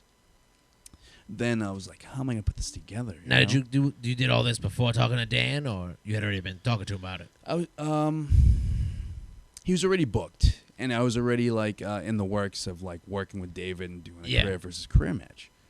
So I had to think of something quick. But at the same time, Tommy D came up to me and said, "Hey, we want to make you our champion." I was like, "Tommy D, I'm already contemplating leaving, So at the time, Don Vega was the champion for 2 years, and I guess This is PLW. Talking PLW around 2011. At the same time, I was contemplating leaving wrestling. So I was like, I'll do it because it's another heavyweight championship I can win, So Don Vega, for whatever reason, doesn't show up. So they have this English kid from Britain come in, and his name was the English Lion, Eddie Ryan. You just posted that match on YouTube today. Yeah. I'm very proud of that match. It was a good TV match. And he came down with John Walters, actually. I guess John Walters was mentoring him, And he's a good hand. He's a great worker, And I guess John Walters was getting him work for BTW, and he told him about Tommy D's. You get work there, So Don Vega didn't show up to defend his title against me, so they put Eddie Ryan against me for the vacant PLW Heavyweight Championship. So I worked Eddie Ryan, and it was kind of a bug out because when I was working Eddie Ryan, I saw John Walters filming the match for Eddie Ryan. Really? So that was kind of cool. So I beat Eddie Ryan. Is that the match that you put up online? Was it his camera angle? No, Was that it was Tommy D's filmed by John camera angle. Walters? I haven't asked for Eddie Ryan's camera It's angle. too bad. I'm sure he has it, obviously. But that was a good match, and I beat Eddie Ryan for the vacant PLW Heavyweight Championship. Very nice. So And at that show, that's where you met. at that show, the night before, I wrestled, and that's when I met Sergeant John Muldoon. I always heard of him because Matt Storm would like sing his praises and say that he did big business with Abdullah around this area, and he used to work for Vince Sr. back in the day. Yeah. So I saw him. I was like, okay, wait a minute. A cop gimmick, and I already had like seeds planted to do this convict gimmick. Yeah. So I was like, wait a minute. This would work. So the following day, when I beat Eddie Ryan for the PLW Championship, I was like, I reached out to John, gave him my number, and told him, hey, I might have a spot for you as my manager. And this is all the first time that you've met Muldoon. Mm-hmm. Mm-hmm. So eventually, I call him up. I set it all up. Me and Dan Strikes are set to do the convicts gimmick. And he shows up, and we're wearing the jumpsuits, the hoods. And it's just a go from there. It's a go from there. And so what you're telling me is you're one of the convicts. Is that what you're telling me, Yeah, Scott yeah, Levesque? yeah. And hold on. Here you go, Mac. So everything really started coming together, and I'm especially, you must have been happy to meet John Muldoon, considering his gimmick just absolutely fit perfect with your guys. You're back under the hoods. You can be as mean as you want to fans. You can really generate that heat without worrying about being stabbed after the show by random members of the fans.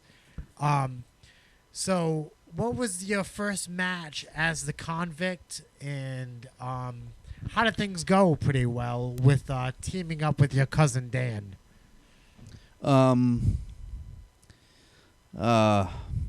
See, the thing is, like, I lost a loser leaves town match with David Baker As Scott Levesque. as Scott Levesque. Then shortly thereafter, this is my mistake. I should have waited, but I was so eager to do this that like the following show, I was already a convict. You automatically So bang, new tag team, boom. the convicts. And I was wrestling the same way. two I had the jack same dudes.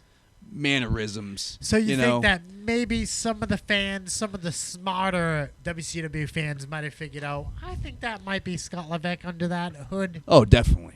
Definitely. I just want to point out that Scott Levesque is hitting record on his VCR to record SmackDown with a VHS tape. Where do you even buy VHS tapes anymore, Scott Levesque? Kmart. Kmart, They yeah. still sell them, yeah. I'm sorry, continue, Mac. So who was your first opponents as the convicts? Oh, I don't even know. One of the, I think, Some one of the, WCW jobs? some WCW jobs, Zach Estevez, and like, So and, so they pretty much threw you against a random team just to start your team off strong, yeah, just to put us showing over. some dominance. Yeah. I'm sure John Muldoon was very happy. Of course, he's just so happy to be back in the business. And With your new actually, I would like to a little side note for the podcast. I would like to get his info from you and possibly have a future podcast. oh, with sure, John yeah, Muldoon. I'll give that to you After the podcast, if you can write that down for Oh, me, that would be definitely. Yeah. excellent. So you got a newly formed team going on at WCW with your cousin. Your dreams of working with your cousin have finally come true. Pretty much, what direction was the convicts heading in? And were you happy with what was going down? Yeah, I mean, we didn't have the same chemistry like me and Rob had because This time you were the leader. You're leading the group. yeah, I'm leading because I had the tag experience with the Midnight Prowlers and Rob Hagen, and Dan wasn't used to like tag teaming. So you know, what you're saying, he was in there hogging the spotlight then, really? Is what you're saying? I guess, yeah. He didn't really know like the tag team psychology, so I had to like start from the basics and Tag like, team don't spend too much time in the ring without tagging. Yeah, There's your yeah. psychology. you know, just quick tags back and forth, you know, working our stuff, you know. And it took a while for us to get in our groove, you know. So then I started like reaching out elsewhere, Showcase Pro Wrestling, you know, and we had a big program with their tag team champions at the time, Mark Damon. And Right, you guys had a mask versus titles match, which you lost and didn't take off your masks. Is that what happened? That is what happened, sir. I just want to throw that out Oh, that there. must have been the big blow off. Yeah. Yeah, the big blow off was that you guys lost, and for some reason, You still didn't take off your mask. You were just refused. I believe that was all dismissed by the promoter saying, who's going to remember that? Hilarious, Mac. So you reached out to different promotions. You're working elsewhere as the Convicts. How you guys? You do that Convicts run for a while now. Mm-hmm. Yeah. And who have you worked with as a convict? Worked you guys. Well, I mean, of course. You know, at Showcase and at Whaling City. I worked at we worked at Victory Championship Wrestling, Yep. Jason Rumble's promotion. John used his contacts because he's friends with Alpha. with Sammy the Samoan, Sammy, Samu, that's right, yep. former WWF Tag Team Champion. So Good we, friends with Muldoon. we traveled 6 hours to Pennsylvania, and we wrestled some New York guys, and that was a good match, you know. But it wasn't worth like a $20 payday just to go drive 6 hours and back, you know. Yeah.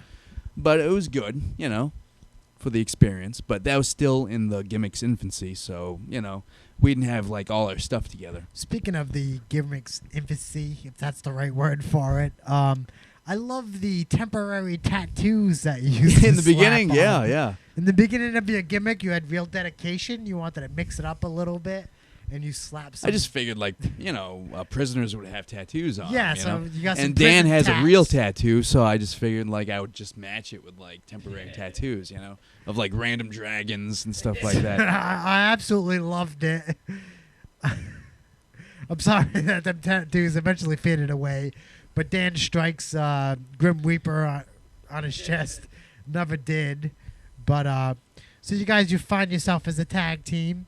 You guys, I'm sure that you're very happy Yeah, with it, yeah. playing the true heel gimmick. I mean, if Dan Strikes didn't come along the time that he did, and John Muldoon didn't come along, You might then have found I yourself might have- out of the business. Yeah, I might have quit right there. And Because that was my intention for quitting PWF at the time. so you know? pretty much all thanks to Dan Strikes, you're still in this game. Oh, yeah. Doing your thing. Where did the Convicts head with all this stuff? Did you end up winning tag team gold? Around this time, like, I found being, like, the selling point to the Convicts were that, you know, not to be full of my own stuff, but the selling point would be, like, we're managed by John Muldoon, and one of the Convicts, you know, was Scott Levesque, you know? So I found a lot of pressure to also wrestle as Scott Levesque, you know? So I had to divide my time between being Scott Levesque. Now, did you have to bring Levesque back out of retirement? Yeah. I found myself doing that for Showcase. Now, Scott Levesque is pretty much who you are and who you were born as. Did you eventually miss Scott Levesque after I working did. so much time? I wrestled a good year as a convict without doing Scott Levesque. So when the call came to be Scott Levesque again, I just missed it. You were all about it, I was all right? about it, So you you know? jumped on that. So I started getting bookings again as Scott Levesque. And Well, what did that mean for the Convicts eventually? So I needed to find a substitute convict, you know? So I found one, and I found myself not being a convict as much, you know? Which is totally unfortunate because we missed so many opportunities to wrestle you. And as that a was around the convict. time when the convicts were feuding with the Mack Attack. So. Total bummer. Scott Levesque just quit. He's like, no, I'm not going to wrestle these masked guys. I'm out of here. Now, the Scott Levesque comes back. Now, I want to get into, I know I kind of tried skipping over stuff earlier to get into it. I want to get into the ACW show with Raven. Okay. Now, coming up to the it's always been an idea of mine and Max to run a show in the past. We've had the idea for a long time to run like a comedy wrestling show with a lot of gimmicks and like weird stuff. And I guess eventually what is it, interspecies wrestling became, or I mean, even when we did Wrestle McAwesome Fest, that's kind of like a $5 wrestling kind of deal, and a lot of the same similar ideas. We always wanted to book you and Raven in a match. And eventually I get contacted by Chris Pyro, who's booking the show for Dave Oliveira, and I find out that also on that show is initially you and Honky? No. Initially, it's David Baker. versus David Honky Baker Tonk and Man. Honky, okay. the following show was supposed Who to. were you supposed to work that show? Do you remember? It was probably me as a convict. Okay, it was supposed to be you as a convict against us. Yeah. And again, you just said screw that. No. No, I'm just. It's only because Hunky no-showed, so they couldn't do. Yeah, that's like a last minute issue, right? Mhm. They couldn't do David Baker versus Hunky, so it was. So they replaced the Honky Tonk Man with Raven, Right. and I was already scheduled the following show the month after the Wrestle Raven. So how did you feel finding out that you were going to work with Raven? Oh, I totally marked that. Initially, right, I'm sure there was some doubt, like, oh, Dave's not really going to bring this guy down, or... Yeah, up until the day of the show, Right. I never promoted it on Facebook. I never said anything to anybody. Because you didn't want to be embarrassed. So I didn't want to be embarrassed if I got a whole bunch of people to go and watch me wrestle Raven. Because, people would get a kick out of it. Because knowing, my backstory Right. that I mentioned, the first podcast, was a big mark for Raven. So it was so ironic that I would be wrestling Raven, So I, just the whole, at the time, Just Incredible, Sabu. Right. For Extreme Rising, that promotion, they were, found, knocked out in their hotel rooms on drugs. Yeah, well, Sabu's taking a nap. It's not a big deal, all right? We're not here to trash talk Sabu. He has a history of taking naps. Right? Yeah, it's something like that. So you thought maybe, who knows what shape Raven's going to be in. Yeah. And so you get to the show. Get to the show. Beautiful setup, by the way. Beautiful setup. I question whether or not he's going to show up. Because Right. you never know with Dave. And, he's not used to bringing that down stars and stuff. So I doubt it up until I hear that Raven's here. So Raven's here. I was like, okay, cool. So the initial plan was for me to trash talk Raven, say this and that. Then the Hoods confront Raven about it and say, hey, we're gonna have this guy trash talk you. Then you come out and he's like, screw that. Yeah. Just have a regular match, Then he shows up. I guess they claimed it was jet lag, but the guy's so drowsy and he's taking a nap in the locker room. Yeah. He's actually sleeping. I was like, oh crap. Yeah, he did have his head down, and he was napping back there. Every so often he would wake up when a girl walks by. And Yeah, stuff, yeah. It was and pretty check funny. her out, and he would only introduce himself to the girls and stuff. So I was like, oh shit, And at the time, I wanted to have The girls and Trevor. He introduced himself to Trevor, by the way. Oh really? Because Trevor wasn't wearing a Primus shirt or something, and Raven said Primus sucks, and then Trevor was like, oh okay, and he didn't realize it was something to chant with the band. They talked for 10 minutes about. Since we're bringing up Trevor, let's backtrack a little bit and talk about the bonding experience that Trevor had with Paul London. Do you know the story? I don't fully know the story. All I know is that Trevor was doing ring crew for NEW, Mm-hmm. and for some reason Paul London met him at the beginning. He just gravitated Just towards Trevor the whole gravitated time. to Trevor, and the whole night they just talked, and he remembered They Trevor's bonded, name. yeah. And what the hell is that? It just makes perfect sense, It right? does, Because yeah. Paul London's the space shot. And so so is is Trevor. Trevor. Yeah, So I found it very funny when I heard the story. very, very amusing. Trevor is quite the character, and again, anytime Trevor's with us and we're on a show with the name always ends up talking to Trevor, probably because of how unique and individual Trevor is. I think that has a lot to do with it. I love Trevor; he's crazy. But so you see Raven, he's napping in the back. He's By the way, Trevor, if chicks' you're asses. listening to this, I want my Midnight Prowler tights back. give him back, you son of a bitch. And come home, Trevor. Come home to give Scott Levesque back his trunks. All right, so Raven's napping in the locker room. He's winking at chicks and whatever he's doing. How are you feeling? He would be napping, all drowsy. Yeah, Zach the ref's claiming it's jet lag or whatever. right. But suddenly he would wake up every time a chick walks by and he would check out her ass or something. yeah, So I'm thinking, oh man, and I had this idea of having a manager, but Rich Bass, wasn't my manager anymore. So I was like, okay, I'm gonna use my fiance as a valet. yeah. Call her Heartbreaker. That would be good heat. So I'm using my fiance as a valet. So I'm thinking, oh great, So, because I'm seeing his demeanor around the girls. Yeah. So, he eventually comes around and he's like, all right, kid, we're going to talk later. So, it's around, like, maybe an hour before our match before he starts, like, waking up. Yeah. We're starting to talk over the match.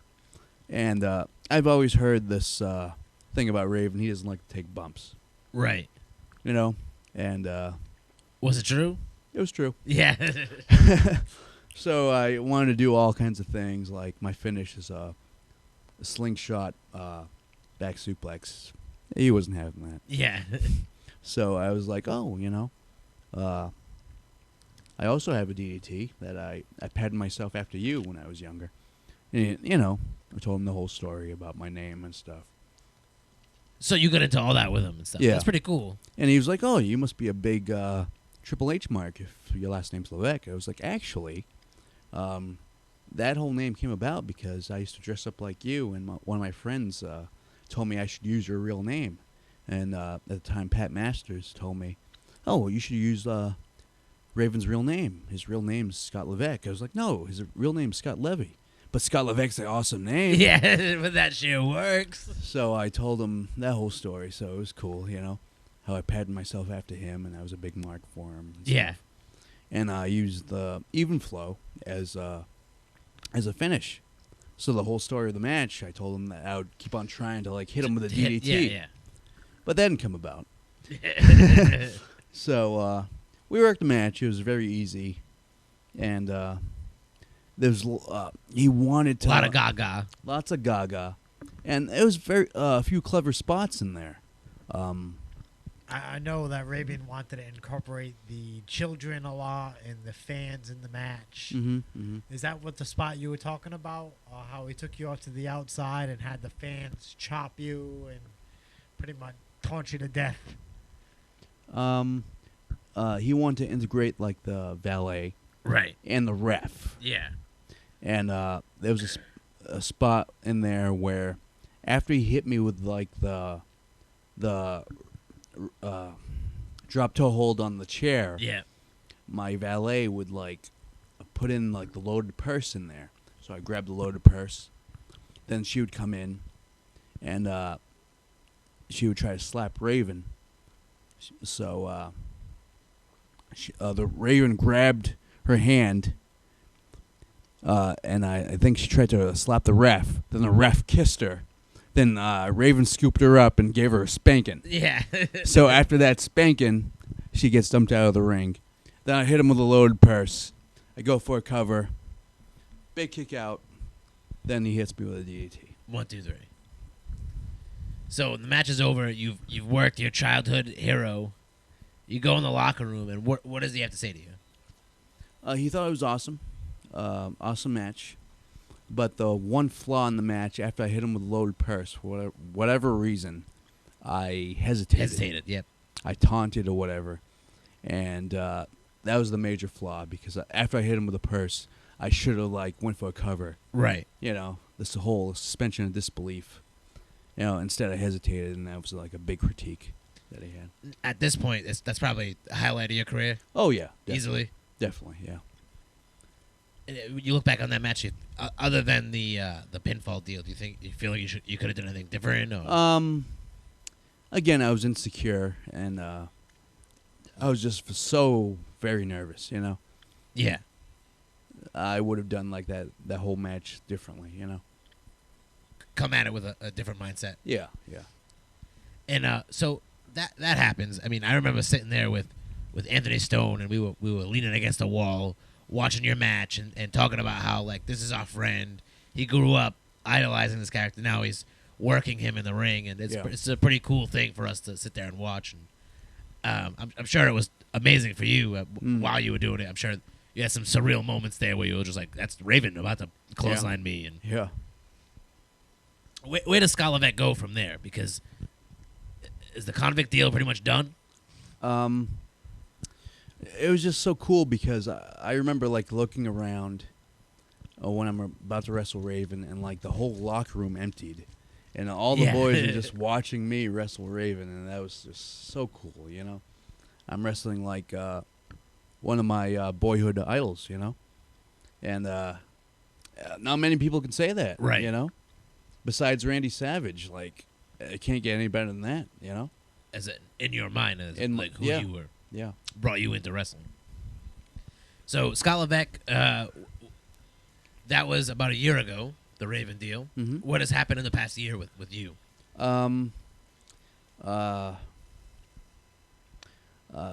At Winning City Wrestling, I was doing the convict thing, and for whatever reason, Chris Pyro was embroiled in a feud with JT Dunn, Right. and for whatever reason, he left, and they needed to fill that void with a top heel. So Chris Pyro had no one to wrestle, so they brought me back.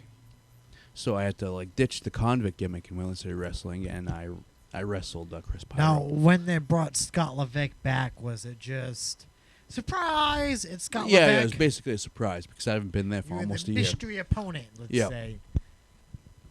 So Scott Levesque is back in full action, straight healing it up. Mm-hmm. You want that belt bad, and you want it bad. Is pretty much. Yeah, yeah. So you're feuding with Chris Pyro. How would you? You wrestled him many times before. I'm sure it was one of the better matches for Whaling City Wrestling. Actually, the match was Scott Levesque that didn't come to my birthday party, right? Yeah, because no one filmed that match, and I was kind of pissed because that was the first time in a long time that I was Scott Levesque. Levesque, yeah. And I made sure that I called the whole match, and I was very proud of it. And, Now, did you make sure to tell Trevor to record your match? No, I didn't tell Trevor. I didn't tell anybody. But I just got pissed. I expected like someone to record the match. I didn't know no one taped the match. And Yeah. when I found out Trevor like went out of his way to tape the Marty Jannetty match, Yeah. and didn't tape mine, It just which sent I you was over the very edge. proud of. I kind of got pissed, Yeah. you know. So I had to lash out at somebody, and It was my birthday party that got lashed out on. so I lashed out on you guys, you know. And I'm sorry about that. Sergeant John Muldoon actually showed up to that birthday party, and you didn't. He also got Training Number One a wonderful bright orange T-shirt as a gift. Side note, what'd you get him, Scott? What I get, Trainee? I don't know. Nothing. Nothing. But so you come back, you work with Pyro. This is the Scott Levesque first match back, and you've been back pretty much since then as Scott Levesque. Mm-hmm. And how have you feel like super confident at this point? Oh yeah, totally different wrestler. I'm calling all the matches. Before it was just like didn't really care. Now I'm just like I take a new pride in like calling my matches. I have new confidence in calling my matches, and I think I'm a totally different worker now. You know. So you feel as the ring veteran in the ring, no matter what whoever you're working with there, your word goes out there. Yeah. You want to make sure you know what's going down. Yeah, I've taken a new pride in like working matches. And that's probably why I heard a lot of wrestlers say that they enjoyed working you because you laid it out for them and you knew what you wanted to do inside the ring, and it was pure confidence coming out of you. Not only did Scott Levesque have confidence inside the ring, but you also updated your look a bit, and you dropped I don't know how much it was. I'm still trying to figure it out. I'm guessing it was a few grand, but you also spiced up your look a bit. Tell us about that. I'm getting older now. I'm in my early 30s now, and I've been wrestling for a long time now, and I've got like such pride in my matches now. And for the longest time, I was so insecure about like wrestling, so insecure about my body, so insecure about how I worked. Now I've got a new confidence because I've trained with all these guys. I've been mentored by Handsome Johnny, Scott Ashworth, Brickhouse Baker, Spike Dudley. Worked all these dudes: Eddie Edwards, Rick Fuller, Max Bauer, Johnny Angel. You know, Frankie Arion. It goes on and on. Jason Blade. I just know how to call these matches. I know how to work. You know, so I just like if. I just want to spice up my gimmick now. So I invested a little bit in a robe Right. You know, if anybody could pull off a nature boy type robe, it's me. I'd say it's you know? you, definitely. So I've got that style. I've got that old school look. I've got that old school style. So I just figured might as well, you know. Oh, Mack, yeah. Where does Scott Levesque find himself today? I know that you were wrestling Pyro. You had a little feud going on with Chris Pyro's tag team partner, Davey Cash. I believe there was some kind of casket match involved. Yeah, I don't think you weren't involved in the casket match directly, right? But you did take part of the match. Tell us a little about that. Davey Cash wrestled Mike Foster in a casket match because it was a Halloween themed show. So I had the idea of popping out of the casket because the month prior I wrestled Davey Cash and he beat me. I see. And that's how it all started. Chris Pyro beat me. So obviously I'm an egotistical egomaniac, and you know, I just wanted to get revenge on Davey Cash. So I popped out of the casket and beat him down. You know, and I claimed I'm the better wrestler. I'm the better worker. I'm better than anyone in Wheeling City Wrestling, and I wanted to prove it. Except you know? us, of course. So, Levesque, now we're at the point of the career you're at now. Where do you see yourself going in the 5 years from now? Where do we see Scott Levesque?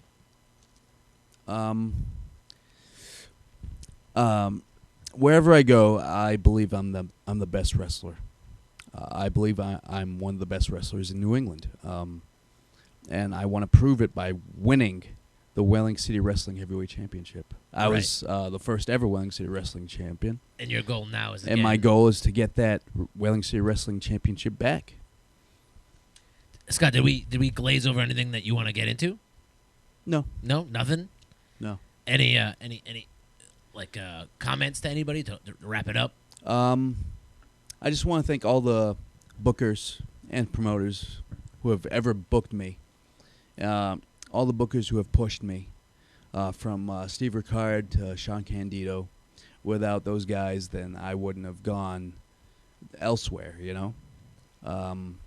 I want to even thank Dave Oliveira, because initially he tried me out, and I excelled. You your first big break, I would say. Or now, do you have any piece of advice to some of the younger guys trying to get into the wrestling business? Or even some of the younger guys who are currently in, like guys working at Showcase or over at Wheeling City Wrestling, anywhere really. Just get trained. Find a reputable trainer and get trained. I was trained by Brickhouse Baker initially. Before that, Mike Edwards, Spike Dudley. Just find a school and get trained properly. Learn as much as you can, basically. Yeah.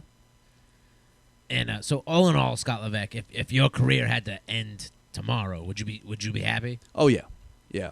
I was already contemplating leaving like a year and a half ago, and I'm happy with my career. I'm happy that I worked NECW the time that I did. I worked all those guys that I learned so much from, and I'm just happy with my career. And I'm back, and I'm wrestling, and I'm basically starting from scratch. I'm working only one promotion right now. Right. And I would like to get myself out there again and try to work more places. Work more places. I'm getting back in shape. I'm working out. Back in shape, like you ever got out of shape. This guy. You pretty much just up the protein. So you're back on your what? I'm back 5 gallons of protein a day? I'm back on my protein regimen, and I'm working out every day, you know? Well, we definitely look forward to seeing you working more matches and new promotions. And me and Trinity One wish you the best of luck in this wrestling. I first of all would like to say that I definitely want to see you on the other side of the ring of me with a new tag team partner, working some tag matches. Anytime you want to throw that old jumpsuit back on and you want to go to prison for a week, I'm down. Bring down your cousin. He'll get into some trouble. He'll go to jail. We'll have John Muldoon break you out of jail for a match.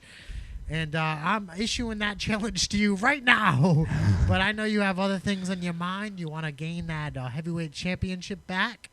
And Trinity number one, I pretty much gave my wishes and my condolence to Scott Levesque. You have anything to say to him before we wrap up this podcast? No, Mac. I wanna thank Levesque for coming out for letting us interview him. I mean, Levesque, you're a soft-spoken guy. I don't think you've ever done anything like this before. I mean, Never. no online interviews, anything like that. So I'm glad that you got your story out and you got it out in an uncensored, unrestricted way possible. I mean, honestly, man, the podcast was doing pretty good on its own, and then once we started doing these Levesque ones, it really has picked up, and hopefully, it keeps going forward at this point. But I want to say thanks, man, for letting us talk to you and letting us get your story out. I believe everyone has a story in wrestling. That's what we're here for, man. Yeah, exactly. I want guys to come on and tell their story, and I mean, it's quote unquote called the Mack Cast, and it's technically our podcast, but I want people to come on here and tell, from start to finish, like what have they done, because everybody's got a different story. Everybody's got crazy road stories. I want to hear it all. And we're definitely trying to do something new. Not a lot of people in the area are doing stuff like this, getting the word out. But speaking of that, Trinity One, if there is any wrestlers that we don't know about or we do know about and you're interested on coming down and doing a podcast, you can contact us on Facebook. I can help you guys out with that, too. Oh, you know some names? Oh, definitely. Oh, well, I mentioned that John Muldoon one before. Oh, yeah. Make sure I get that definitely hook info. you up, yeah. But if you are a professional wrestler and you want to get your story out there, contact us on Facebook. Oh, Mac, that's what I'm trying to pull the mic away from you for. Not on Facebook, but at producer@themaccast.com. Oh, we got the hookup. That's right. I forgot about that one. Well, I was taking the mic from you. I wouldn't mind joining you guys too, as a third totally guy, down to have you come and help us do interviews anytime you want, Levesque. I mean, I know you got a lot of the connections. We'll keep in touch about that, definitely. But for me, I'm training number one. I guess we're wrapping up, right? Before you wrap up, I yeah. just want to thank you guys for your friendship because, dude, you don't have to thank us for that. Obviously, we've covered this. I come from humble beginnings as just a fan, Right. And I just wanted to be included in this fraternity of wrestling, and I always tried to get close with guys and be part of the family, and that's all I wanted to do, just be part of the wrestling family and get close, have these close connections with guys, and you guys are my best friends in the business. And I say that. I'm sure I mentioned this on the first podcast when we first had you on, but you were always one of the cooler guys in the locker room, one of the guys with a sense of humor, you know what I mean? You didn't take yourself so seriously like some of the other wrestlers, and we could actually joke around with you. So we kind of figured that there was something definitely going on, and I'm very happy that we're still friends today after so much has changed in the wrestling business and outside of the wrestling business. And once again, I'd just like to thank you for coming down. Yeah, I was just gonna say I want to thank you for, outside of being our friend, but for helping us get the hookup.